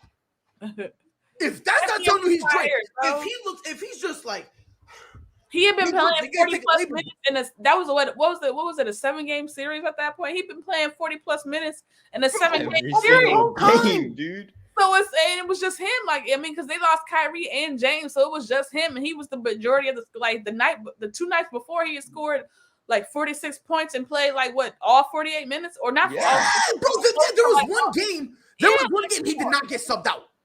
I'm pretty sure that was the game too. I don't think he got subbed out. Game 7? He didn't get subbed out. I don't think he got subbed out in game 7. So because he didn't say he was drained doesn't mean that we physically can't see with our own 2 eyes that man was drained. Hold on. Ready. This right here tells me, Freddie, you're an idiot. No, he was telling me dumb. Dog, yeah, that right there tells me you're dumb. I'm just not talking to you. No, come on. I'm not talking to him no more. Every game was a blowout. He didn't even have to play majority of the minutes because they went up 20 in the first 5 minutes of the first quarter. Like, what are we talking about here? Come on, dog. No, you're trolling. Like, let's be honest, though. At that time, Kevin Durant wasn't constantly bringing the ball up. It wasn't Kevin Durant or bust. He had other options. There were times where Kevin Durant was playing and he's off on the corner just like chilling. He had a fully healthy Stephen Curry and Klay Thompson on him. Like, are you kidding me right now? Out of your mind. You don't know what you're talking about. You didn't watch what you're talking about. Those finals, Freddie, because like Pride just said, he doesn't have to bring the ball up. Doesn't have to be the main guy. He can, like you said, stand in the corner because you got 2 of the greatest shooters on the other side. Like, and here's the thing. Listen, when their offense was flowing, Kevin Durant at times, sometimes he'd be involved, other times he'd be in the corner chilling, just like, all right. Oh, I'm involved in this one. All right, bet. Let me go set a pick. Let me go do some ball movement. Let me go do some off-ball movement. Like it was a combination. There's 3 guys on that team that can score 30 plus in their sleep. Like, come on now. Sleep. KD it was just him. Like, James Harden was down, Kyrie was down. And you ready to hear the funny part? Again, like, what? More of you just not knowing what you're talking about. Oh, Ahmad, has anyone said Kevin Durant's not clutch? Nobody said Kevin Durant's not clutch. But in game 5, 48 minutes in game 5. And that's what I'm saying. If you're going to sit there, and that's what I'm saying. No, you're just talking. You're just talking right now. If you're playing that much minutes, you're not getting a break, and it's not like you're able to play the whole time and go in the corner and catch a break. No, you need to be the ball handler. You got to be. Giannis is guarding him too. Remember that Giannis is guarding him. It's not Giannis isn't no pushover. Right, so it's gonna be all up in you. So they're just the same height. So you can't sit there and pretend like, oh yeah, in any instant he would make that shot. You need to understand how many minutes did he play, and on top of that, what was he doing? Like, was he able to take a couple, like a rest on court, or is he being the primary ball handler and he's doing? Is he the one bringing the ball up and making like almost every play? If that's the situation, and now it gets to crunch time and he misses the shot, when the guy looks exhausted, he looks drained. And again, if you don't think he looked like that, all due disrespect, you're a moron. The dude literally looked like he was on the verge of passing out on the court. Literally the definition of I gave everything I possibly could. And this is all I got. Literally the definition. Yeah. Like Kevin Durant gave everything he could and then some and more. So Yeah. Again, Ignore Freddie. He's just basketball is hard. Basketball is a hard sport. It's very because it's all cardio. Like that's all cardio. Like you're just running up and up and down the and again, court, you got Giannis, and sometimes he's got Giannis defensively, and he's got to take on Giannis on the offensive side too. It's not he's just a one-way guy. Exactly. Yeah. So it's like KD's not a great defender. He's just tall, but that's another conversation for him. But he tried. I'll give him. He tries. He tries. He tried. Yeah, no, he tries. Now, is he? He's not James Harden. He's not James Harden. Just all right. Good pass. He's not. The instant he had James, I was like, yo, he better get it together. I would say James would just be like, yeah. Little Heisman, Yeah, it was. I just don't understand that. I really don't. I don't understand. And again, if you don't, and I'm gonna say this, if you don't think. Again, no, I'm not wasting my time with you, Freddie. I'm not. Red word. No, I'm not. Like, I'm not. Because at the end of the I'm not wasting my time with that. Because again, you're just gonna waste my time with nope. You can be good. You're good. No, we gotta wrap it up. No, I'm not doing this. Nope. Because again, we gotta go. To all our viewers out there, I want to say sorry. We have a show that is drunk tonight, who clearly forgot who the hell Kevin Durant is. They want to come up here and make some damn excuses. Oh, he was tired. Oh, he was exhausted. It's not an excuse. Stop it, Pride. It's not an excuse, but it's a Stop it. I don't want. It's not no. I'm not listening to someone who if you don't believe that, if you want to run and take me off the. If you don't think shooting your shot makes you waste energy. I'm watching a tennis. This is watching Federer and Nadal. You can't run the rest of your life. You can't run all your life. Mute him, please. No, you can't run all your life. But listen, I didn't hear Kevin Durant go in this press conference and say, "Oh, I was tired tonight. I was exhausted." He's never going to admit that. He's never going to admit that. Because he knows BS. Get out of here, Pride. And you know that's BS, bro. Out of all people, I don't ever expect you to say that. You, Elena, I expect her to say that. But you, out of all people, you bugging, bro. So let me ask you a question. Hold on. Let me ask you a question. Time out. No, real quick, sis. I'm going to ask you a question, and I'm going to let you have your moment, sis. I promise. Let me ask you a question. So you're telling me Kevin Durant playing 40-plus minutes, and I don't know if he even got subbed out. For a 7-game series. For a 7-game series. On top of that, all the minutes they put him on the regular season, are you going to sit there and tell me that didn't play any factor? No, his foot was in the way. You talking about half of a foot. I'm not saying, hold on. I'm not saying if his foot was shorter, they would have made the finals. That's not what I'm saying. That's not what I'm saying. I'm not saying if his foot was shorter, he would have made the finals. I'm not saying that. What I'm saying is if his foot was behind the line because of how drained he was, even though he's clutch, I don't know if he makes it. I do. It would not have made a difference, bro. I promise you. It's Kevin Durant. That would not have made. Listen how foolish this conversation is right now. We arguing if a professional athlete who's in his peak of his health and his prime. Oh, Freddie, was tired. Freddie, with his foot right there, because that was hindered him making the shot. Again, you saying that just means you no, Brad, you don't know what you're talking about. You might be big boys. Hell, we might run the damn court. You did not say a single word. You did not say a single word. Me and you big boys. I didn't say a single word that you just said. That ain't doing nothing to him, my You're wrong. You're wrong. You're wrong too. Because I said if he's behind that 3-point line, I don't know if he makes it. And I said if he was behind that line, he'd make it because he's Kevin Durant. Durant. Look, you can't even say his name. You can't even say his name. I mean, Elena. Hell, she's smaller than me. You don't even say my name right. Hey, Elena's smaller than me and you both, Pride. Hell, she can go to the court and play. I don't know who Elena is. She gonna knock down the damn. Am I right? Since there, what? Are you gonna knock the shot down or what? Am I? No, say it again. I said you're smaller than me. In pride, you go up the court, running 40 minutes a night up and down the court. You gonna knock down the damn shot in the clutch? Am I right or am I wrong? Yeah, because I can shoot. Exactly. So can No. Kevin Durant. But if Now you know Point blank period. that's Point blank that's period. one You have isolated. no idea what you're That's talking one about. isolated incident. That's Right, one you game. have I'm no not idea what playing. you're talking about. I'm not playing a 7-game series where I'm playing 40+ minutes. If I'm playing a 7-game series where I'm playing 40+ minutes, the results may be different because I'm Okay, going ask you a to question. I guess a serious question. When have you got can does Kevin Durant really have to rely on his athletic ability to make an impact? We're not saying that he does. No. That's the question. Yes. That's the Yes, yes, and I'm gonna tell you why. And I'm gonna tell you why. Freddie, do me a favor. Go take 10 shots right now. Get up, go take 10 shots. By I 7, didn't say me. I said heavy Kevin breathing, Durant. and you're I'm telling you. Now combine that and no. And See, this is one thing about that's this not a personal network. shot. People on the show, they don't answer a direct question. No, they that's can't not- answer a direct question. I just said, yeah, hold on. You asked me, it does it, and I said yes. You mentioned me. I'm not Kevin Durant. And hold on, but you let me finish. And I'm gonna tell you why. Hell, That's not a shot at you. If you're shooting a shot, it's the same thing as swinging a bat when you play baseball. It's the same thing. It seems easy, but the more you do it over a long course of time, all of a sudden you're drained and tired. Hold on.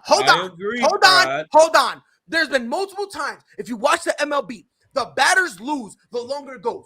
Why? Because they can't swing the bat hard and they're late and they end up striking out. And it's the same exact thing here. Kevin Durant, on average, do you know how much he averaged? Do you know how much he averaged per game? Like how many minutes per game? Over 42. Kevin Durant? Kevin Durant averaged over 42 minutes per game. Come up this year? You're telling me, and hold on, and it's funny. Are we talking because they're when? the same dude. Hold on. What are we talking about, Brian? Who's sitting there and you're crying that LeBron James has to play over 35 minutes. Yet somehow, when Kevin Durant LeBron is playing over 35 minutes, you sit there and say it doesn't matter. But for LeBron James, all of a sudden it's world ending. Pride. Come on now, stop playing. Listen Stop to playing. yourself. Stop playing. Do better. Actually, he's been playing 35, averaging 40 minutes himself. And what? Do better. He's been balling. He looked like he aging like wine. Do better. Getting better the older he gets. You got to do better. Get the hell out of here. You got to do better. Come on. It's also the same. You know what? I'm not even gonna do it. I ain't gonna do it. Do it. I'm not even gonna do it. Because I know y'all scared. When I come Ain't nobody push all the buttons. Nobody's scared. You just nobody's scared of you. Man, I'm Pride, you are scared. As soon as I come up, I'm not talking about that. No, because Freddie. Listen, you're bro. not paying attention to the point. No, because exactly. No, see what Pride do. No, hold on. I brought a valid question to the panel, and he didn't want to answer the damn question. I'm gonna tell you why. First and foremost, every time you put up something stupid, I put it up and address it. So let's get it out of the way. But here's the problem, Freddie. I rocks with you, bro. I invited you to my wedding, right? Dog, you're sounding like that clown who said this network was trash and then wants to be here and takes all his articles off of ESPN. You're sounding like him, Freddie, because you're not listening to a single word I'm saying. You're not listening at all. Kevin Durant, am listening, Pride, but you're not listening to me. 100%. Kevin Durant played 40 minutes, game 7. 40 minutes. If you're telling me that playing 40 minutes is not going to affect you when it comes to that last shot? It don't affect most greats when it's 40 minutes of the game. I recall LeBron James playing 40 minutes in a game 7 before. Actually, more than 40 Kyrie minutes. Irving played 40 minutes and scored 40 points with him. Kevin Durant had nobody with him. Kevin Durant's the only guy. I'm a LeBron James fan. But we're not. That's one thing we're not going to sit up here and do.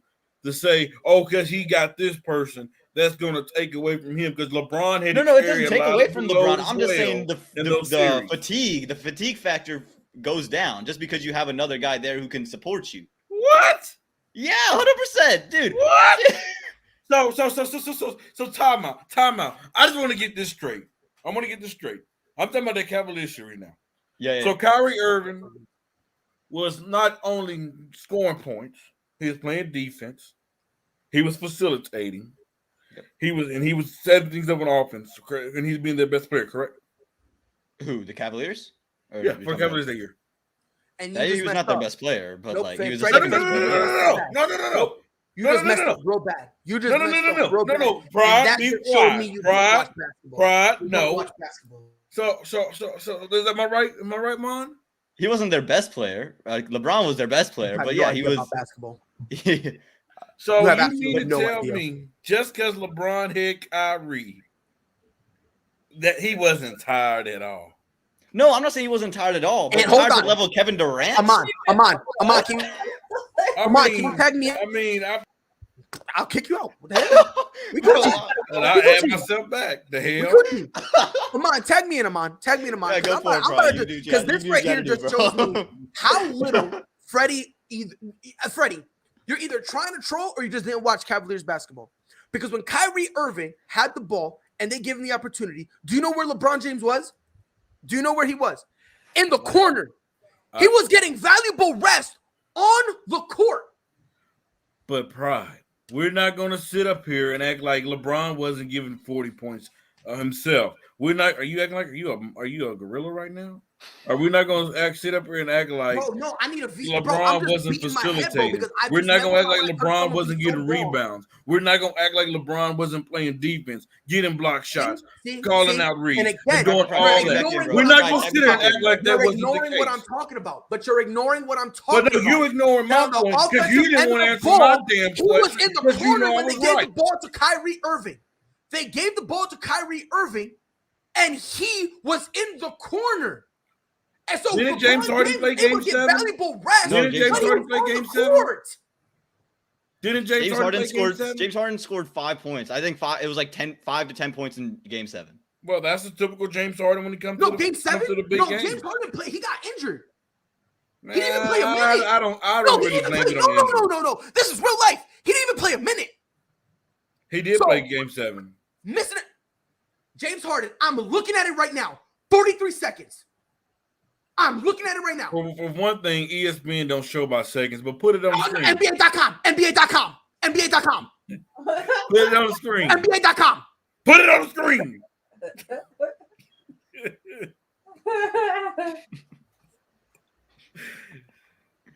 ESPN.com. Who's that? James Harden right there. I can't see it. Well, then fix your glasses. Fix your glasses. Right there highlighted. 43 seconds. 43 seconds. James Harden. 43 seconds. Well, I was wrong on that one. But I do want to ask my question yet again, and I want you to answer it. Don't run from it like you did earlier. Okay.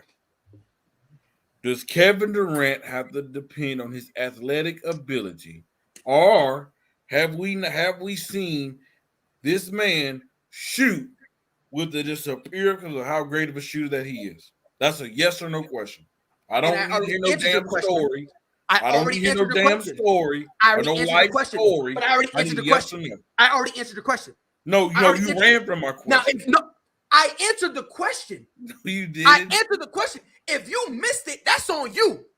Prodwood, you did not answer the question. Yes, I did. Yo, sis, when he asked me, what did I say?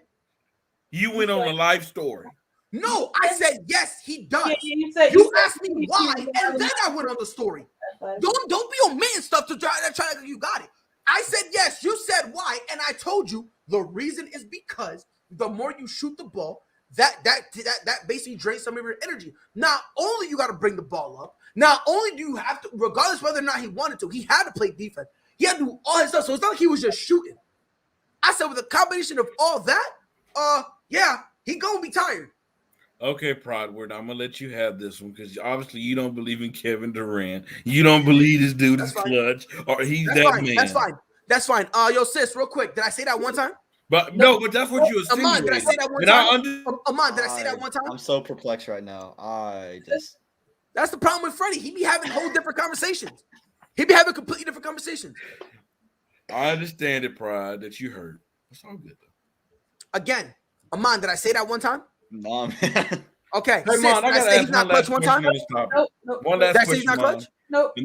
And then this is not to Pride. I want you to answer this, Mon.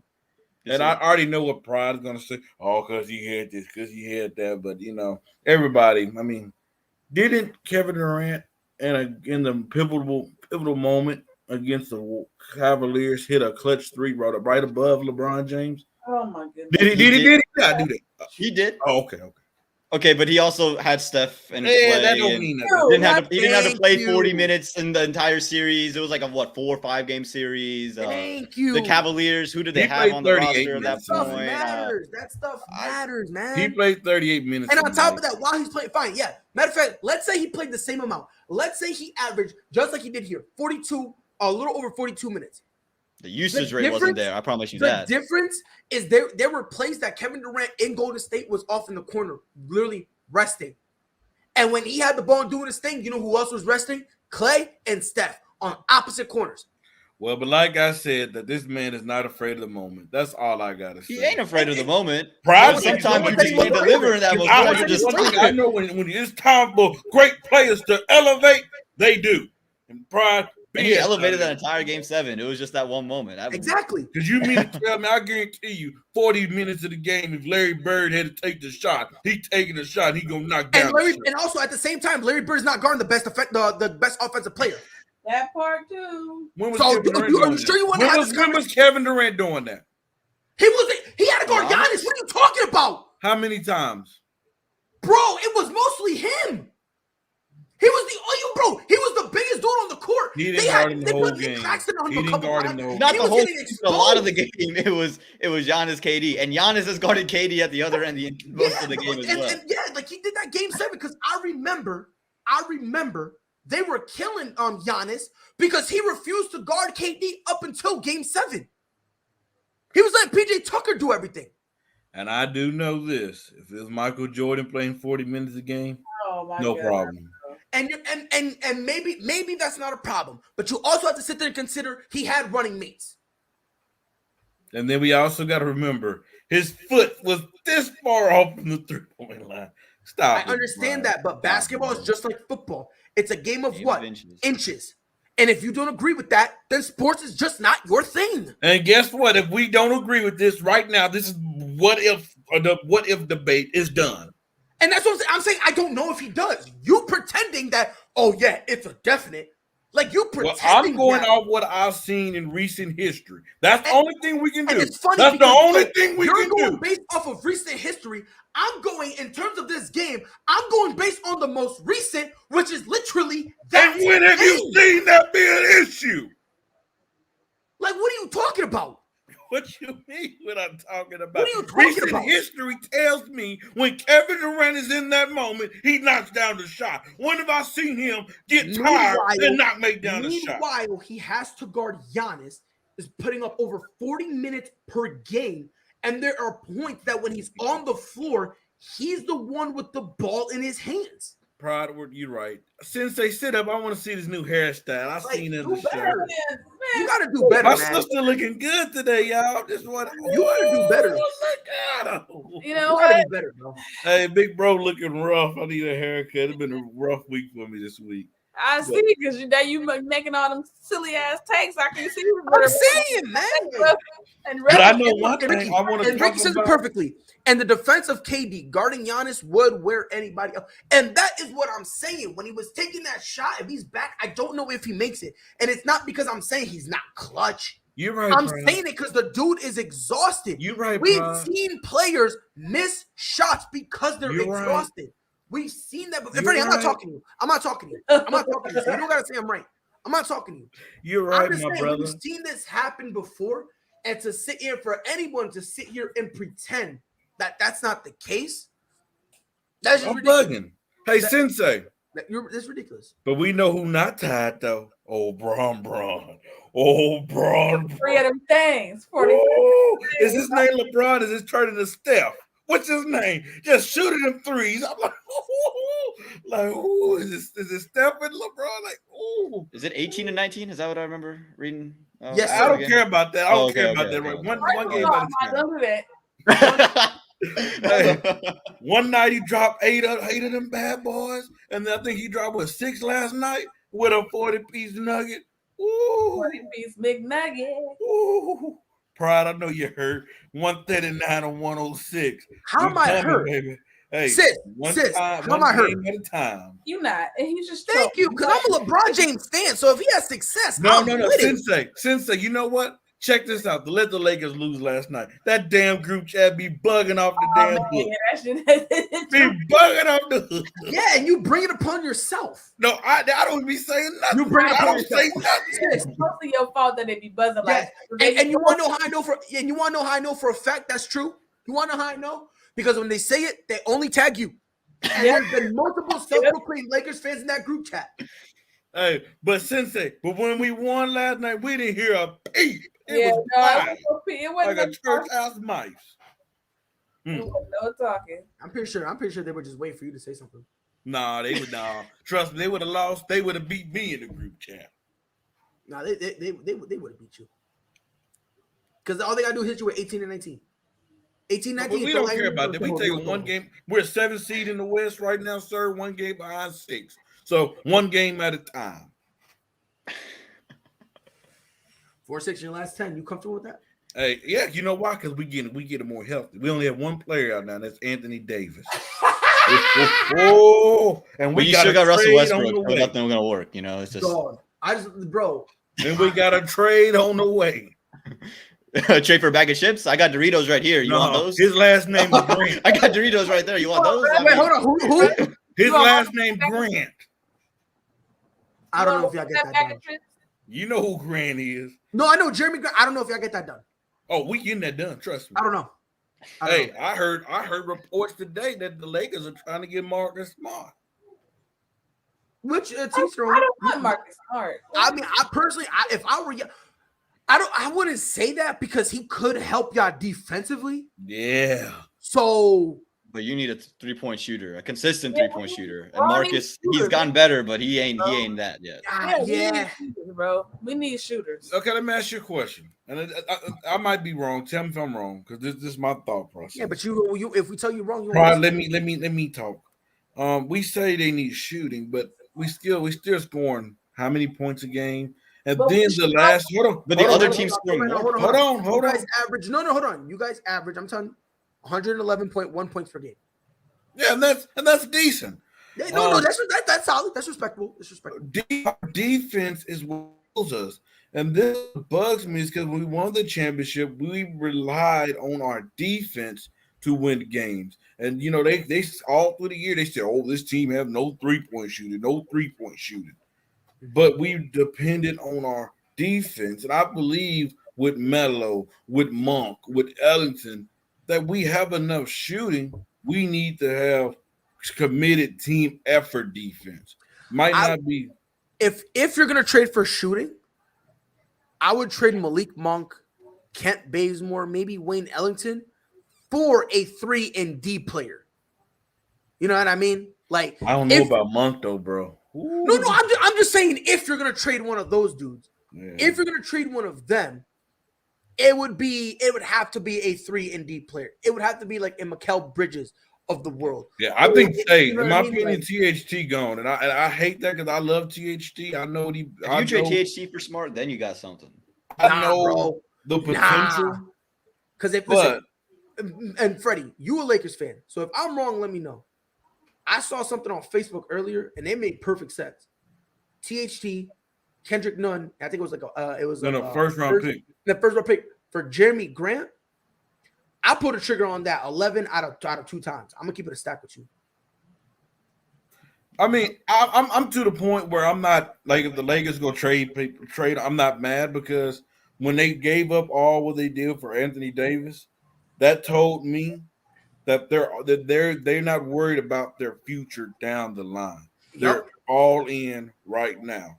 Yep, they're willing to go back to those rebuilding years when you had Julius Randle and Jordan Clarkson. They're willing to go back to that as long as they have 2 or 3 championships to show for it. So they can say, look, we went all in this 5-6 year stretch. We got 3 rings to show for it. Yeah, it's bad now, but remember, we did this for the past, and look what we ended up getting from it. Yeah, so I understand. I'm to the point where I understand that part. So, you know, yes, and then let's be honest. Bron and Ingram didn't work together. Let's be honest. Bron and Julius Randle and Anthony Davis won't work good together. I disagree. I don't know, man. I think it was potential. I'm not talking about Brandon Ingram, not Brandon. I think Julius Randle, I think that potentially could have worked. You know what I mean? Because, Randall wouldn't be the player that he is today, though. But you wouldn't need him to be the player he is today. You wouldn't need that. Oh. You know what I mean? You wouldn't need that because defensively, Julius Randle handles his own. And honestly, all you really needed from him would be about 15. So what position he playing? I mean, me personally, I would do positionless. I put them two out there, and I would do certain plays where AD plays the 5 a little bit. And then, you know what I mean? Like, I would just rotate it, to be honest with me. Because the thing is, when you have Anthony Davis there, you can't put him at the 4 because I love him, but you're limiting him. Let's be honest. Because of how much of a mismatch he is at the 5. But you don't want to play the 5. So you would have to almost do, for that front court, positionless basketball. Because if you think about it, that way, AD is not constantly hearing, I'm a 5, I'm a 5, I'm a 5. Like, with him not hearing it, and it just so happens that he goes out and he's just so happens to be defending a 5, he'll be mad for that game, sure. But then the next game, he'll probably end up guarding a 4. And I'm not gonna lie. The only thing that concerns me if they go out for a Jeremy Grant, the only thing that concerns me is that you're talking about a man at Jeremy Grant who didn't want to be a 3rd option in Denver behind Murray and Joker. Mm-hmm. Now you about to come in, you're gonna be the 4th option. Are you? I mean, I understand you went down there to be down there in Detroit. Mm-hmm. You really lost. You really think he'll be the 4th option? Yeah, because Russ, man, Russ, sometimes he I believe he think he the 2nd option, honestly. I think he's thinking the number 1 option. If you no. Reason why Russell I say in his mind, he can't. He know he can't outdo LeBron. He knows that. That's it. But AD, yeah, because AD run around there to me like he act like he the damn 3rd option. Yeah, Russ is definitely the more dominant of the two. So yeah, then I mean, it's look, man, and here's the tricky part about all of that. I'll be honest. I think the Lakers, where you guys are at now, it is what it is. I don't think there's no move you guys can make that would switch things around that doesn't involve Russ. Yep. You know what I mean? Because what I would do at this point, if I'm trading Russ, I'm not even asking for a lot back. I'm just asking, if you want to do a couple role players, so be it. Just give me someone who could come in, play and play defense. So let me ask you a question, Prime. Go ahead. Because I believe the problem with Anthony Davis is that the floor is not enough spacing. If you look on the floor, it's very crowded. I'm just talking about when you get a starting line. This lineup, when you have Russ, when you have Avery Bradley in there, you have Bron, AD, and then let's say you have Jordan or you have Dwight Howard. Mm-hmm. You will potentially have him around 3 guys that can't shoot. So he really don't have a lot of space to operate. And then we already know AD ain't no vocal. We already know he's not no vocal guy. Yeah, we are that's who he is. Okay, right. And then I think we've all was wrong. I know I was wrong. Well, I wasn't wrong. I had my understanding, but a lot of people was wrong for us to expect AD to be the leader of this team. I think AD's problem is a part of AD's problem is coaching, because I think if you're able to understand and recognize that spacing is going to be a problem with who you have on the floor, then you implement an offense to where those guys who can't shoot are giving positions for AD to be able to be effective. Like setting. This is one of the things that makes the Warriors who they are, is because they realize their personnel and who they have. So it's like, I know what your strengths are, and I know what your weaknesses are. So we're going to play towards your strengths. If playing towards your strength is ball screens, getting him, you know what I'm saying, making him move around a little bit more, and just instead of just standing on the block and they trying to force it into him and then just hoping that he can make something happen. That's not going to work. Well, not only that, but you also have an AD who, let's be honest, he's not bought in right now. You know what I mean? Like, and that's why I say why would you be if that's because you just won a chip 2 years ago? No. I don't think that. But you want to construct it different the way it's constructed now. Yeah, I don't think it's nothing to do with that. I think he's not bought in because he's not being treated like he's one of the best players on his roster. He's not treated. He's not treated like he's the second option on his team. Let's be honest. We won those championships. I said it many times. Our first play. Our first drive down the court, We put AD in the post, gave his touches. We're not doing that now. We're using him more like a lob guy. That's what we do. But again, you have no choice but to do that. You have no choice because when you brought in Russell Westbrook, now you're kind of relegating AD. Because again, when AD came in, he was like, "Look, it's me and Bron. We're the guys, and there's no threat to number 2. There's no threat because everyone else knows their role. They play the role exceptionally. You then brought in a guy in Russell Westbrook who feels like, and again, if he felt like this when he played with Kevin Durant, I'm better than you. You're not on my level. You now bring that into a situation where Anthony Davis to me is just he's a Ben Simmons with the jump shot. And what I mean by that is he's not vocal. You know what I mean? Like he doesn't come out and say, "Come on, we gotta." Like, he doesn't say any of that. He just kind of comes out and he's just like, "Hey, yo, it is what it is," and you know. Well, and that's and then I'm gonna say this about the Lakers' struggle. I don't know if you guys seen the interview I did with the Bleacher Report reporter. I believe it's the day after the You talking about the one with Russ? No, well, yeah, the day after Christmas. And I asked him a question, and it was regarding, Russell. Oh, the one that you did, the one that you did. Yeah, I remember. Yeah. I was watching that. Yep. So he basically said, hey, you have a guy that's making 40 plus million a year. The Lakers could have turned that into 4 talent, good role players that could have contributed to this team a lot better. You could have kept in Alex Caruso. You could have kept THT, and still bring in another shooter or bring in another big or whatever you needed to bring in. So this team really can't, with the lack of depth that they really have, they can't take too many injuries. They can't take too many people in the COVID protocol for this team to stay afloat because the depth, they don't have the depth like Golden State or Phoenix that can go with, little injuries and stuff like that and still be afloat. And that's why I said, okay, by Christmas time, we're going to see where this team really is. But what happened during that time? 8 players went to COVID. Yeah. AD go down. It was like right on time. It seemed like right when everybody else went. You spoke it up, Freddie. You spoke it up. Yeah, here you go. And so now we're to the point, okay, we should get AD back this around the second, third week of January. We get everybody back from COVID. 2 to 3 weeks going into March, we will know what this Laker team is about. Because one thing I saw last night that I know it's Portland. I know Portland's struggling, but it was a good. But one thing we know about Portland is Damian Lillard like to have the best games in LA. For some reason, he liked to go off. But we played better defense. Offense is flowing a lot better.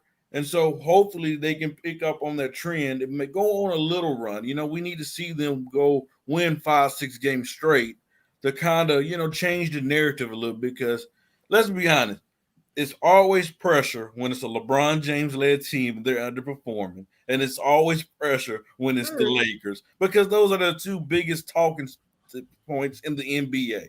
But when they start winning, we know what the media is going to do when they start back winning. They're going to be all back on the Lakers bandwagon. You're going to hear Stephen A. Smith going, I'm picking up. We know what it's going to be. LeBron James is one of the greatest players we've ever. Yeah, it's coming. So, and let me ask you a question. Go ahead.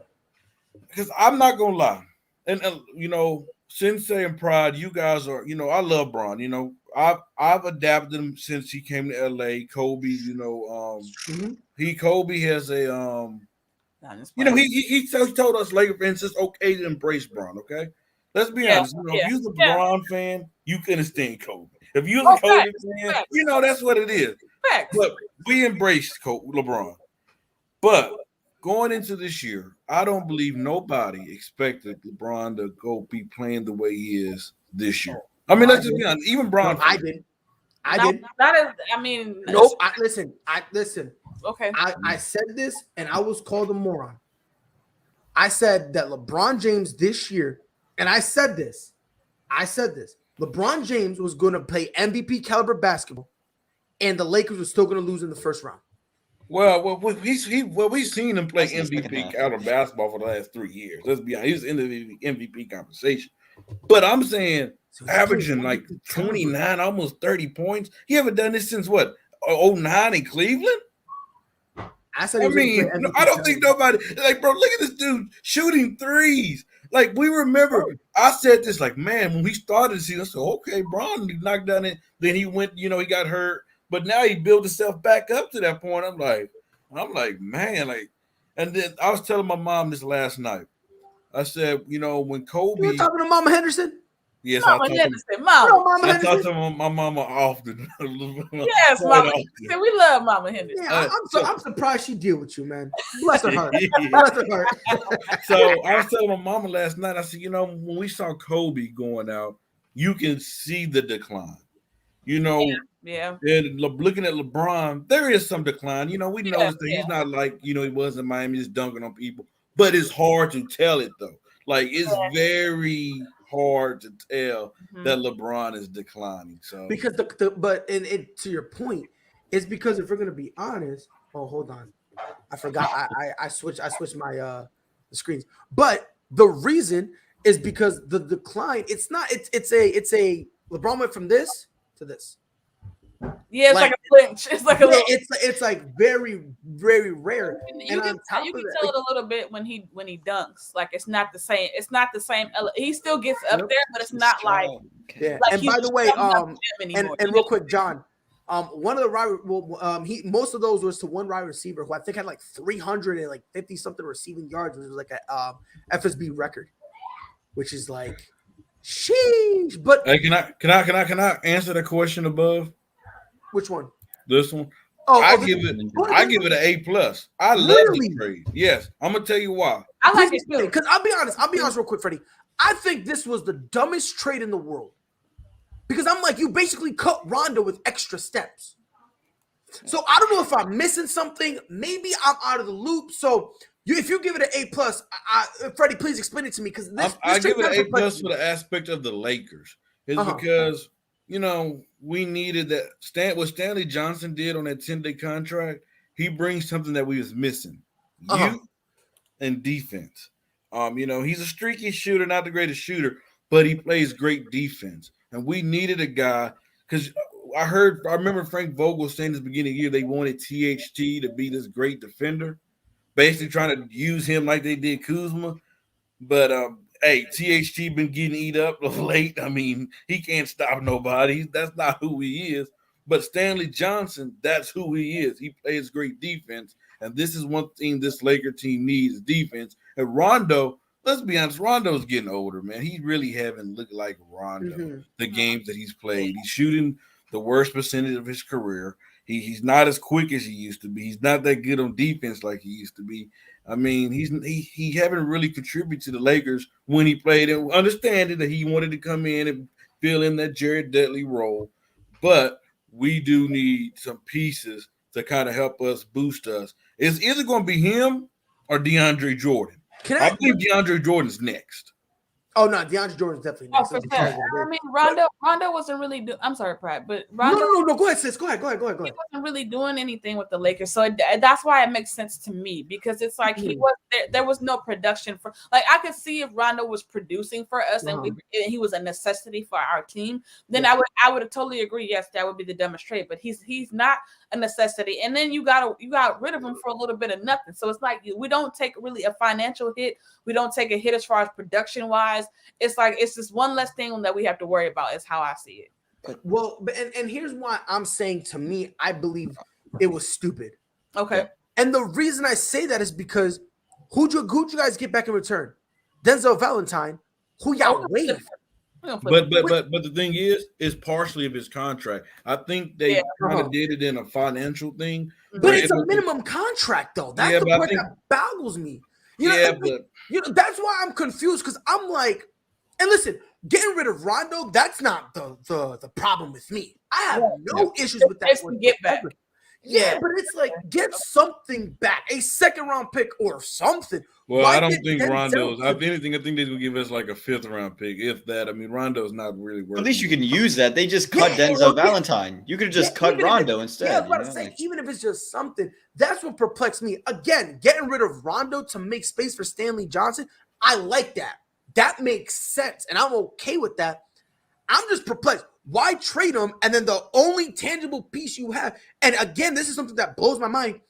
You want to cut Denzel Valentine and keep Darren Collison on the roster? No, Collison just a 10-day. He gonna be gone. So if he's gonna be gone, why not let him walk now and replace him with Denzel Valentine? Or am I looking at this wrong?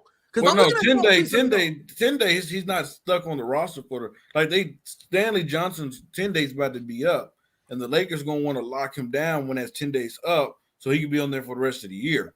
And I'm pretty sure they did it for something financially that's not coming out. Because, like I said, they partially cut Denzel Valentine. Maybe it's something to help them in the buyout market. I don't know. Because, I mean, you got to look out for that. The Lakers are going to be – I bet they're going to have their eye out very open in that buyout market as well. So, yeah, I don't know. It's just like, yeah. Maybe it's weird. I mean, I wish I had that understanding too. But I'm looking at it. I'm like, wait a minute. You traded I'm like, dog, you literally cut this dude with extra steps. Like that's all you really did. Like, because I'm not gonna lie, I thought it was gonna be for a draft. I didn't think we was gonna get a player back. I didn't think that. I thought we were at least gonna draft. That's what I'm with you. What I thought was gonna happen, I thought you guys were gonna get a pick and then they were gonna cut somebody off the bench. That's what I thought. Cleveland was gonna end up cutting somebody because they would have to cut somebody to make room for Rondo.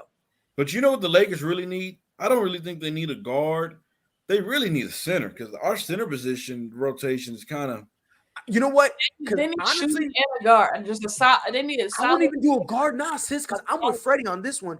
I wouldn't do a guard because think about it, if you go get another center, you cannot put AD at the 4, keep him at the 4, let him be happy, and maybe for all we know, maybe AD's playing this way because he's unhappy. We got to understand there's some emotional players out there that when they feel good and they feel like, the organization got my back, they play great.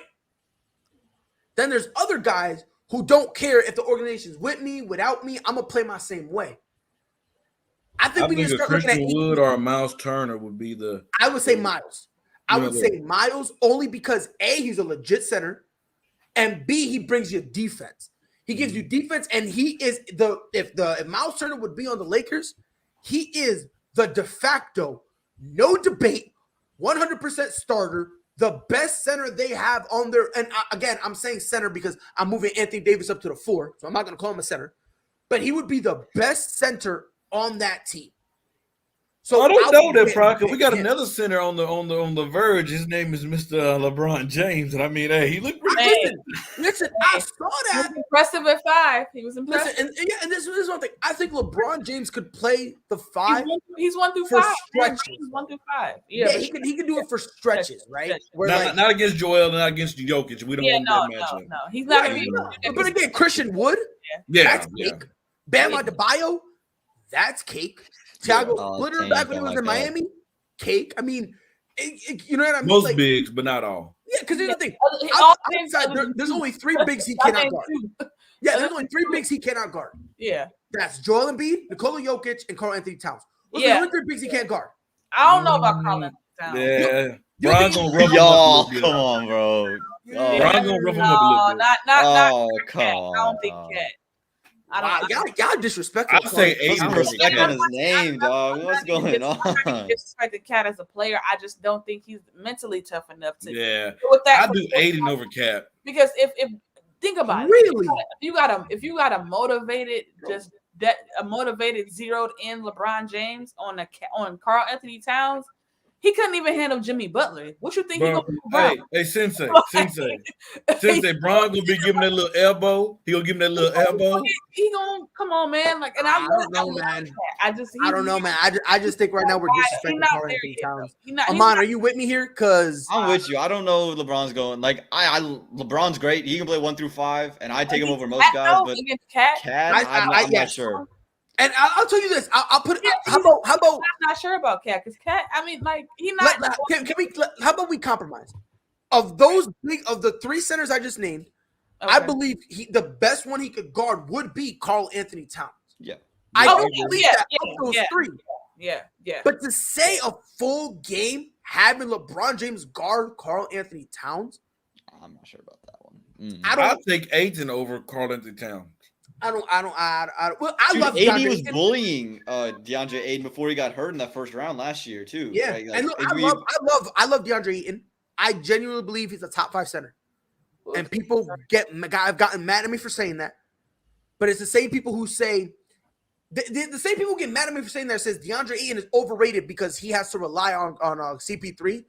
But then those same morons say that Clint Capella relying on Trae Young is what makes him dangerous. So some of these people need to go get drug tested.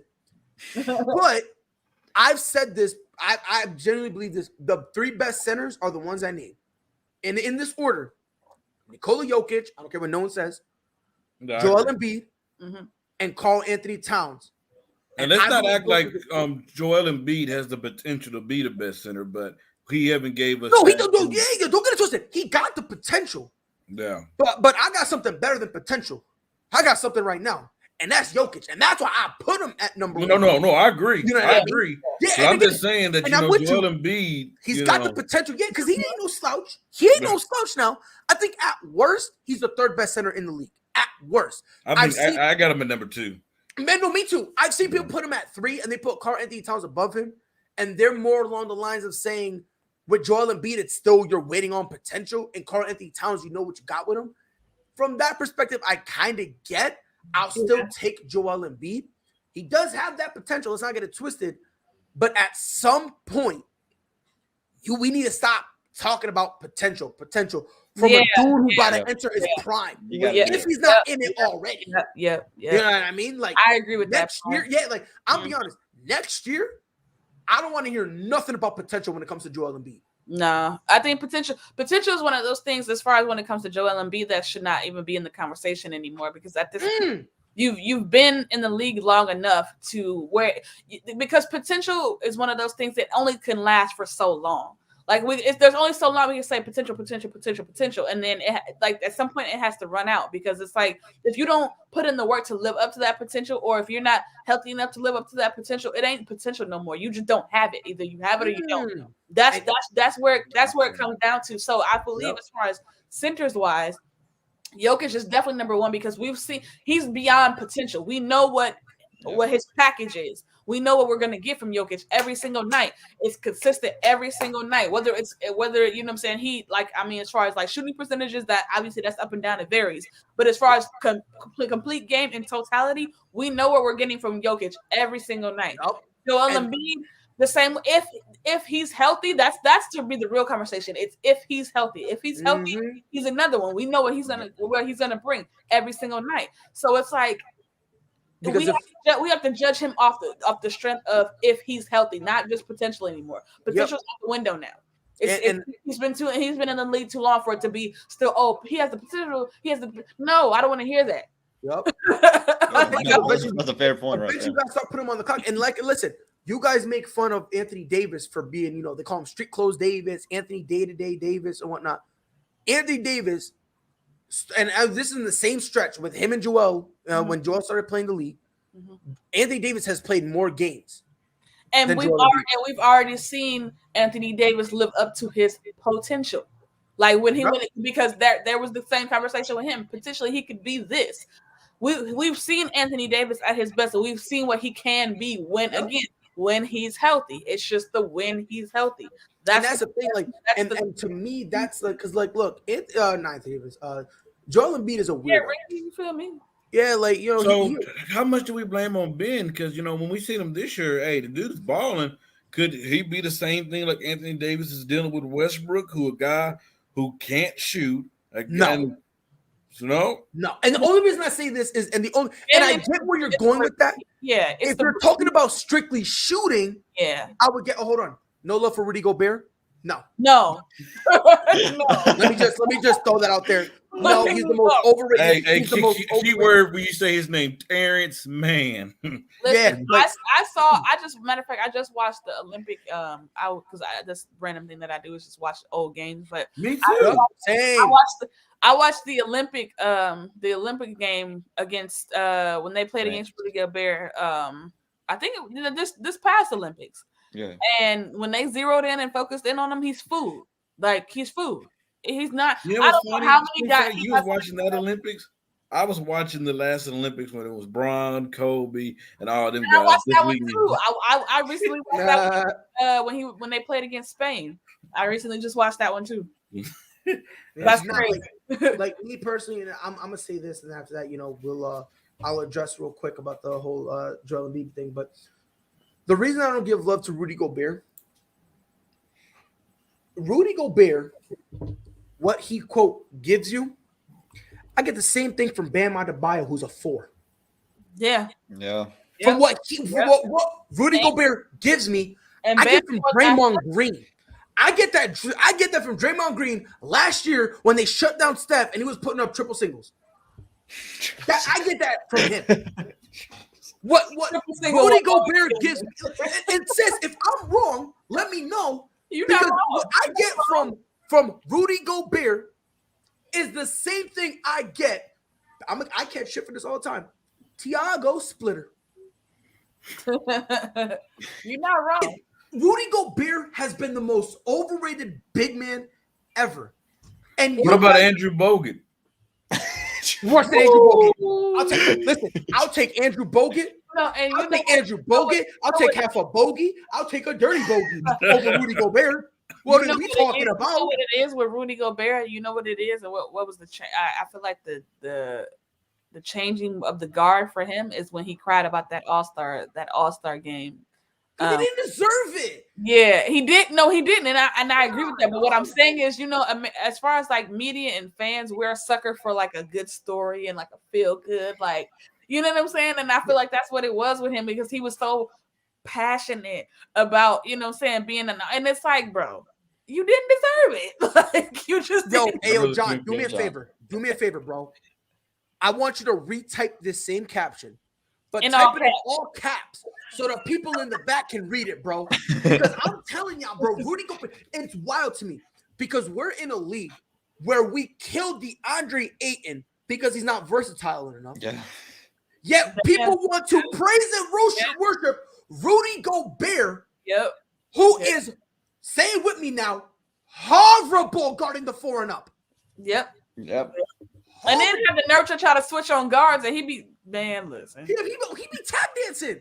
Even Dwight Howard make him touch grass. Steph turned that man to a ballerina dancer. That's all what I'm saying. He on the tippy toes doing the whole Swan Lake over there. That's what's going on. What? That's all I needed to see. I was like, yeah. Even Dwight Howard, as old as he is, from time to time go out and guard a guard.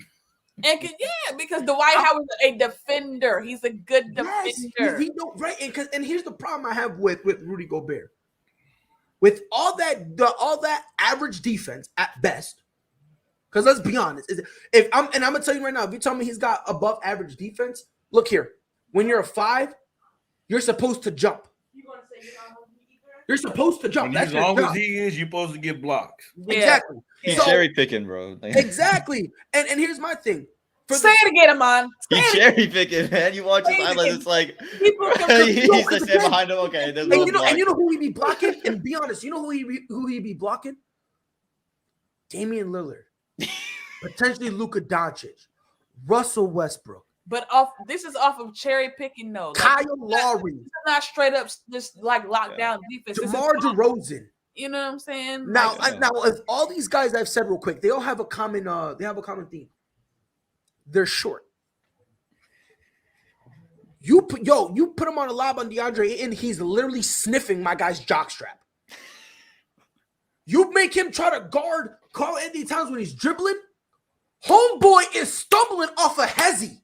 Oh, AD always give him the buckets when the business. Always. So I'm like, think about it. You're a center, and when another center pulls you out, I'm gonna tell you this right now. If you give the ball to your center, I don't care who he is. If you give it to your center, and he's dribbling to break down you, the defender, as a center, you immediately lost. In my eyes, you immediately are horrible. Here's the thing, Pride, too, and this is another thing that people have to realize when it comes to defense. Because I'm somebody, I played basketball throughout my life, and I still play it now. And one of the things that I prided myself on was being a good defender. And the thing about being a good defender is that you can't call yourself a good defender if you cherry pick. Or if you're just tall. Like if you're tall, you should. I'm not giving you defensive player of the year because you're tall and you can block shots. You should be able to block shots. That's applauding a fish for swimming. You're supposed to do that. So it's like when you're a defender, especially with a defender of a certain position like a Rudy Gobert, if like Pride said, if I pull you out, you shouldn't be struggling. Like there shouldn't be. Like he looks shaky. Like if you watch him, he's like he ice skating, dude. He ice skating, man. Horrible. And it's like you can't call yourself a good defender if that is your position. Like he plays the 5, so if you can't guard the 5, which is your position, how are you a great defender? Because I mean, if you can't guard the 5, you can't guard the 4, you can't guard the 3, you can't guard the 2. Yes, you can't guard. And that's throw the Michael Jordan shrug, man. It's just like what am I supposed to do? Like, what am I supposed to do, man? That's just like, you know what I'm saying? Like LeBron's not a great defender anymore, but when he did pride himself on defense, he could guard 1 through 5, and it wasn't just I can block shots. It was I can sit down and I can guard you. I can, and even when he decides to play defense, he still can be a lockdown defender when he wants to be. And here's my thing, bro. If you're a center, and these are the centers I say. Put Ricky's comment up there. I already put it up. He said go Bears on the spin cycle. Pascal Siakam got him spin cycling, bro. Everyone knows Pascal's going for that freaking and that's my problem. Like, and on top of that, we killed DeAndre Ayton for being a quote lob player. And I'm gonna ask people right now, what is Rudy Gobert's offensive package? Does he have one? Lobs and clean. I don't think I've seen one. Like I'm gonna be honest, playoff games he's got like 2 points. Okay, bro, it's lobs and cleanup. That's it. It's lobs and cleanups. That's all it is. Honestly, that's all it is. Draymond is way better than Rudy Gobert to me. Cause at least Draymond is definitive. Like you know what I'm saying. Like you know what Draymond brings. Like Draymond can lock somebody down too. I've seen him do it. On multiple. Like I said, as a center. If I'm a center and the opposing center brings me out and he's dribbling to break me down, I immediately lost any credibility. I'm telling you right now, you immediately lost any credibility you believe you have. You're done. You're done. And I mean that 110% because, and again, this is just me, but the main reason I say that's a legitimate, that's a legitimate joke is because, bro, again, if you're getting broke down by Steph Curry, I understand it. That's fine. Yeah. Dog, you're getting broken down. And even Jokic, I understand it to an extent. I get it. You're getting broken down by Kristaps Porzingis. You're getting broken down by DeAndre Ayton. You're getting broken down by guys whose dribbles aren't even that good. And you can't do nothing. I've said this before. At the 5, he's good for jumping up in the air. That's what he's good for. And before anyone says to tell me it's hard to be a big man and guard, Jarrett Allen jumps with everybody, and when he switches, he handles his own. Karl Anthony Towns. Yeah. Joel Embiid when he's healthy. Yeah. And I mean, they can even like we were talking about. They can even guard guards. Like I've even seen them switch out and guard guards. So it's like you know what I'm saying. They can, but they also have locked down their own position. Like when they go against other centers, as far as defensive wise, they can make it difficult for them. Nobody feels like it's difficult against Rudy Gobert. And that's the crazy part. People will still keep giving him give him flowers for it, and it shows you how rare like these big men are. Because it feels like people just like don't know what big men should do. It feels like if you're just 7'1" and you can stand in the paint and block shots, wow, you're so great. But then you forget, oh well, you should be able to go and guard the 5 and go out and guard. Like it's just. It makes you see how dime a dozen good centers are. Yeah, right. Think about it. Like he's not like. Look, I don't care what no one says, bro. Can he get rebounds? Yeah, he can. He can get his fair share of rebounds. I get it. I that's fine. Okay, but at the same time, when the best defense you can do is jump, you immediately, to me, you should not be no defensive player of the year. That's just all. That's all it comes down to. If you believe you should have been defensive player of the year, I believe you should be drug tested. And let's see which one happens first. Because it's ridiculous, bro. It really is. And that's what I've been saying for like I wholeheartedly, I believe last year Ben Simmons should have won it. Yep. Yeah. I believe so as well. Regardless of what you think about him, he should have won it. Absolutely should have. Because he brings you versatility. Say whatever you want as far as shooting. Yeah, bro. He gives me more. Yeah, defense. He does. Yeah, so it's like, and then Rudy Gobert's like, "Oh yeah, I deserved it." I'm like, "You deserve what? You deserve what? Like, boy." Doug, you can name guards who are better defenders than Rudy Gobert. Like, and they guard fives better than Rudy Gobert. Like Klay Thompson, I would take him guarding a 5 over Rudy Gobert. For sure. You know what I'm saying? Like, but right here, the crazy part, Amon. Right here, the crazy part. Utah Jazz fans are not ready for that conversation. They ain't. They're not ready for that conversation. Klay is a defender. Klay is a defender. And people don't mention He's that. a defender. And ready to hear the crazy part about it? Ready to hear the crazy part about it? And after that, I'm gonna let y'all go because I gotta go upstairs and grab my son real quick. But you ready to hear the funny part? Klay's a defender who just so happens to be a shooter. Yeah, that's a fact. And you ready to hear the funny part? Ready to hear the funny part? With him just so happening to be a shooter, he's the second greatest shooter of all time. Of all time. Easy. Let that sink in. And he makes Steph's life so easy too, bro. He makes Steph's life so easy. He says, "I'll take the point guard. You go. You take a break." You know what I mean? Like, I got this. Don't worry about it. Like, come on, man. Or Clay will just say, like, I don't even need to score this game. I just lock down the best player. That's what I'm saying. He guarded LeBron in the finals, bro. Klay Thompson guarded LeBron. You know what I'm saying? Like, come on. Yeah.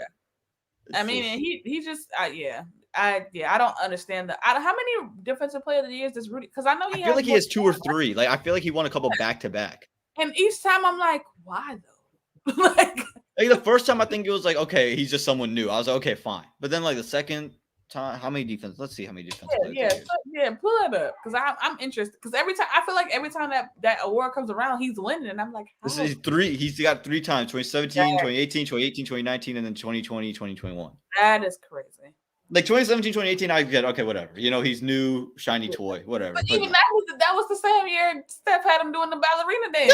I agree, man. Like oh my god, it's ridiculous. Oh my goodness. But I mean, this is also a league that is not really predicated on defense anymore. But but there's like the thing of it is it could be because there is good defenders. Like there's better defenders than Rudy Gobert, and I really don't understand how he has 3 defensive player of the year. Like it shows you defense is a lost art, man. I think people don't appreciate it anymore. And throughout all sports, everyone's like, "Oh, let's just score." I'm like, man, can we see some defense? Like I enjoy seeing some good quality defense. And even Draymond, like I said, Draymond is, and he kills me with this whole greatest defender of all time. But he's definitely for this era, he's definitely a good defender. He's definitely a good defender. Of all time, like please stop. Pipe down, but you know, like I just want to touch up real quick on a point you made, Amon. When it comes to defense, no one cares about it anymore. Yeah. It doesn't not even basketball, bro. It's everything. Yeah, bro. It's wild to me. I think the only place where defense matters is football, but even then it matters for the wrong reasons. Yep. Really is. It's brutal, and I'm gonna explain why. Defense is a lost art, and people think just because you lead the league in interceptions, that means you're a top 5 corner.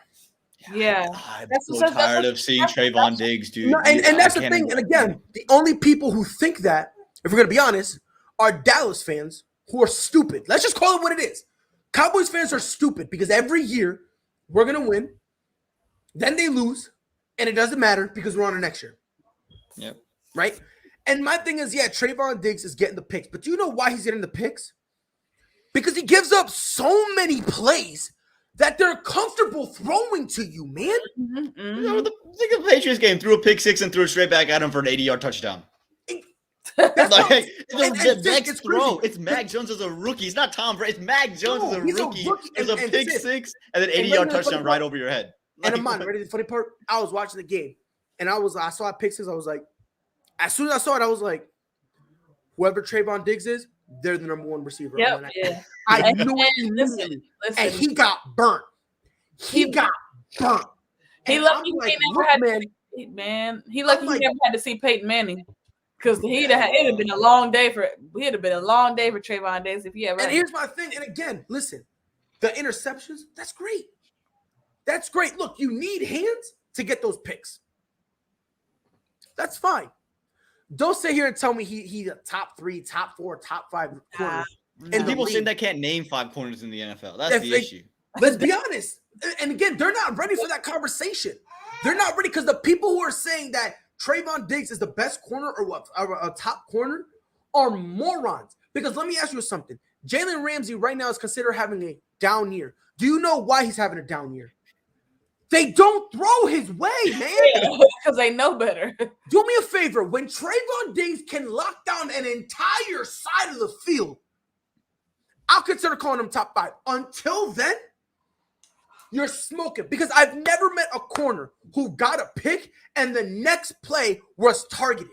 Mm-hmm. I've never seen that. And that's not even just Mac Jones. That's because he also cheats the play a lot. That's why they take advantage of him because he cheats the play. Exactly. Again, that's what I'm saying, man. Again, this is not to say that he's horrible. This is not to say that, he's dull. Again, to get some picks, you got to have solid hands. And I will give that to you. Don't tell me that he's the best when literally in between plays, if you're telling me his tackling is legit, you're an idiot. His play recognition isn't really the best because a lot of times he's getting burnt. He's biting on the laziest fakes I've ever seen in my life. Bro, I swear N'Keal Harry had him bite on a move. And if you bite on a move that N'Keal Harry makes, you're just you're horrible. I don't know what to say to you, bro. Like I gotta be honest. It's bad. It's bad. Because N'Keal Harry, again, when he be running this, if I'm not mistaken, I think it was Trayvon Diggs. N'Keal Harry ran a comeback, and I think it was Trayvon Diggs. He had him stumbling. I think that, yeah, I think I remember that. I'm like, wait a minute. And by the way, when N'Keal Harry ran that comeback, sis, it was lazy. It was sloppy. It was like he ran and he leaned. He was like, oh, let me go back this way. And my guy was like, whoa. He was out here looking like Rudy Gobert. Yeah, bro. He's like, whoa, I'm about to fall. Help me, whoa. And people need to understand something. Trayvon Diggs doesn't really look that good until he has help over the top. Yeah. That's what all of a sudden, because he knows he's got that. So he goes, yeah, I'll risk it. So I don't know, man. Again, like I said, it's just the casual Dallas fans who think he's legit.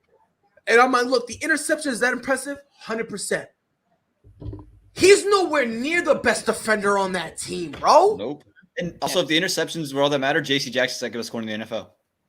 If we're being real, J.C. Jackson's not going to score in the NFL. If interceptions are what we're writing about. And I love J.C. Jackson. He ain't the second best corner in the NFL. He ain't the second best corner in the NFL. I love J.C. Jackson. That's my dude. That's my dog. Yeah, bro. But he's not the second best corner in the league. I don't even know if he's top 5. Bro, you talking about Jair Alexander, Jalen Ramsey. I still think Xavier Howard needs to be in there. Xavier Howard, Marlon Humphrey from Baltimore. I know he's injured, but come on, dog. Yeah. I agree.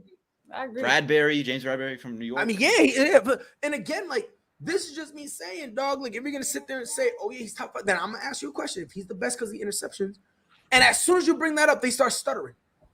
Yeah, they're like fumbling up. So, that's not what I'm at. He's like, well, no, you just said that. Yeah, you just said that. You literally just said that. He's not bro. He's not a legit corner. He's not. Let's just call it what it is. Now he again, when he cheats and he has help over the top and he's able to cut off those plays, good for him. Really is. He's got something you can work with. I ain't gonna call him that when all you're doing, when you bite off of the easiest moves, the moves he gets caught on, you will never see Jair Alexander get caught by him. Yeah. You'll never see Jalen Ramsey, Marlon Humphrey, James Bradbury, Xavier Howard. You're not seeing them get caught with those moves, man. So at some point, dog, y'all need to sit down and have a conversation with yourselves. Like, relax. No one's saying he's not good. You know, Yeah, just I'm like not saying hold he's off on saying he's horrible. the top 5. He's not top 5. Yeah, No, yeah. not even Let's close. give it some Not even time. close. It's like Patriots fan pride. If we say Mac Jones is top 5, like we're bugging, right? Like We're let's dumb. just be. We're dumb. Yeah, exactly. So Either- like, either just we're relax. dumb or we're fanboys. It's one of the other. Exactly. Or both. Or both. Or yeah, you're right. Or Or both. Because again, Mac Jones, he's not. No, he's not top 5. He's like, you know what I mean? Like right now, he's a game manager. Top 20. Yeah, you know, he's top If we're gonna 20. be honest, much as I love Mac Jones, he's not a quarterback right now. Yeah. He's not even a Be honest. quarterback. Let's be honest about it. If we're gonna be honest, if you're gonna say, oh yeah, the Patriots quarterback, where do you rank him? I got Bill Belichick top 5 quarterback. Yeah, let's get it. Like, I mean, if we're gonna be honest. Josh Like, McDaniels pretty solid. yeah, you know what I mean? Like, yeah, I mean, Josh McDaniels, he's he's solid. Put him up. And again, I love Mac Jones. That's my dude. But commenters only say Diggs is top 5 because he's a Cowboy. And listen, I believe it. Mm-hmm. I believe it. Because again, for anyone who's not a Cowboys fan and you really look at it, let me ask you a question. When now this year's been a rarity for Jalen Ramsey because he barely gets targeted. How many times did you see Jalen Ramsey get targeted twice in a row? Never. Never. Even when Stephon Gilmore he coming off an injury in Carolina, they do not target him twice in a row. Interesting. Yeah. I'm up to poll. Damien says, "What's more important on defense, sacks or interceptions?" Me Sacks. personally, Sacks. I think it's sacks. Yeah. Yeah. Sacks. And the reason is because, and here's the problem with it. And again, the casual fan will say interceptions because you're turning the ball over. If that's your reply to this, the next time you go see a football game, don't. All right. If you use the internet to watch your games, unplug your router. And if you use cable, just take the cable box and just throw it away. Because it's wasted upon you. Get it intercepted. Let someone intercept it, basically. Yes. If you get an interception, sure. But let me ask you a question. What is more likely to happen? An interception or a sack? A sack is more likely to happen than an interception. Oh yeah. You know what I mean? Like, let's just be honest. That's more likely. Yeah. Now, if you look at that, if you get a sack, you have the potential to get the sack and turn it into what? A turnover with what they call a strip sack. Not only that, if you get a sack, you could yourself, if it's a third down sack, you could pin them potentially deep in their own end zone where you can get a block punt. How many pick sixes you gonna see? How many picks you gonna see? And sacks lead to picks. It's not the other way around. Sacks will lead to picks. Now, Yes! I got pressure in my face. I got to throw it quick. Exactly. Why did Tom Brady get shut out? Because they got pressure without having to blitz. They got pressure, and that's why he threw that pick, man. Because he needed to, like, when he threw that ball, there was only nothing he can do. He felt the pressure, he flung it, and it got undercut. And it is what it is. I think it was Gardner Johnson who got that pick. Yeah, Gardner Johnson. Yep. Like literally, if you get a pick, it is what it is. But guess what happens? Don't believe me? Go holler at Mac Jones. We threw a pick. What happened the very next play? 80-yard tutty to the house. Yeah. Michael McCorkle Jones. That's his real name, by the way, McCorkle. Swear to God. Say this all the time now. If that's my guy now. He could throw 7 interceptions. I don't give a shit. The name that McCorkle. Oh, we got the swear word. We got the swear word out there. Let's go. What? I didn't swear. Oh, what? What'd I say? What'd you say? What'd you say? I said I found out his name's McCorkle.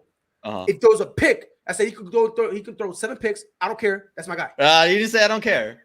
Yeah. Yes, I don't care. No, you didn't did. say I don't care. Run it back, Brian. Run it back. Hold on. Hey, hold on. Chat, let us know. Yeah, I was about to say, chat. Let me know if I said it. Let me know. Let me know. Get that Yankees jersey out. Get that Yankees jersey out. Yeah, let me know. Let me know to the chat real quick. Let me know. Where's the Yankee? Nah, B, I ain't even say it. But because and it's to your point of mine. The stacks lead to the interceptions. Not only can it lead to the interceptions, you know what it could lead to? Miscues. it could lead to the quarterback feeling pressured. So that way, if he throws the ball, let's say it's not an interception, he misthrows it and it's incomplete. Or one of those situations where he doesn't want to get sacked and he has to throw all the ball out of bounds. Yeah, that's why I said pride slacking. That's why I got you. Nah. Because this is John boy. Nah, that's my boy John. And he's mad at me because I'm not answering. Because I'm doing the show. He mad at me on my answer because he wants to play COD. And I'm like, you gotta go play COD, man. You gotta wait. You gotta wait. I'm sick of carrying him. I'm sick of carrying you, John. I'm playing. John, don't hit me, John. Don't hit me. John, tell him he cuss because you know he's nah, man. As soon as I get on, John gonna be like, yo, that's how you feel. I'll be like, yo, chill. Come on, you chill out. But and Damien says, wouldn't picks be more important? Wouldn't it be more important because your defense doesn't get tired from being on the field? No, because if you don't want your defense to get tired, 3 and out. Yeah, 3 and out. And again, you look at all the games, like you look at Tom Brady's two Super Bowl losses to the Giants. What happened? There was a lot of pressure. You know what I mean? Pressure. 13 points. Pressure, I think, is more important. Whether it's leading to sacks or not, the pressure becomes more important against a good quarterback. He said, bro, what is this? Westbrook on his OKC shit. It's OKC still getting triple double, still losing. John, go play COD, man. Get out of here. Nah. Yeah, yo, listen, Russ. They might ask y'all nothing. Anyway, but yeah, great show. yeah, but nah, we all agree here. It is what it is. See, Damien said there we go, Damien. There it is. I'll make y'all a deal. I'll make y'all a deal. Hashtag where's the Yankee? I'll make y'all a deal. I need video proof. Pull it up. All right. Put it in the group chat and we got it. And if y'all can bring me that proof, I'll be a man of my word. Until then, I ain't gonna believe Damien. Because Damien is the same dude who'll be trolling up a storm. It's the same dude that he says LeBron been carried his entire career. Yeah, bye, Damien. That's what I'm saying. So I'm just throwing that out there. Now you just ruined it. But what's it called? We agree. I believe sacks are more important. Yeah. And the reason I believe they're more important is because when you're hitting that quarterback like that, you're now opening up the opportunity to get interceptions. When you intercept the ball, you're not opening up to sacks. When you're getting sacks, you're opening that up to not only interceptions, but it's also, if you look at football, like positioning matters. So if I get a critical sack and you're out of field goal range, we're good. Like I said, what's more likely, getting a sack or getting an interception? Like that alone lets you know that I'm gonna take what's more likely to happen. That's what it is. I don't trust you, Damien. Like I said, they're gonna have to get proof. I'm just throwing it out. Damien, send us the clip, man. Send us the clip. Yeah, you send it the clip, and if it is what it is, it is what it is. I might see me take a week vacation. But listen, I'm telling you, man. Like when it comes to sacks, I'm taking sacks over interceptions. And if you disagree, football's not in your wheelhouse. I'm just ending it with that. But this has been ASAP Vibes. On behalf of Sis, Amon, and Dustin, who was here earlier. The gang. He had to hop off, take care of the little youngster. But Dustin, we definitely gonna want you back here. You too, Amon. Do not be ducking me, because especially now that Sis is gonna be she's gonna be moving on to bigger and better things. Wow. She's gonna be abandoning me. Oh, I said that out loud. My fault. Right. I'm mad immature, but on behalf of Dustin, Amon, Sis. Been your boy Pride. This has been last time we're gonna have Sis on the show because she baby better things. She's like, I'm just saying I could do better. All right, great. But we'll see. We'll be back here Tuesday. Until then, be safe. Whole sports all plays. Yeah. Whole sports all plays. Whole sports all plays. 365, we making up plays. You talking the game, get you through the days. We're high in the court, the dime in the lane. Variety, topics, living the same. All presentation, sports information. In the airways, taking the nation. All sport, all plays, they working your faces. Grace at the field, so tie the laces. All sports, all plays.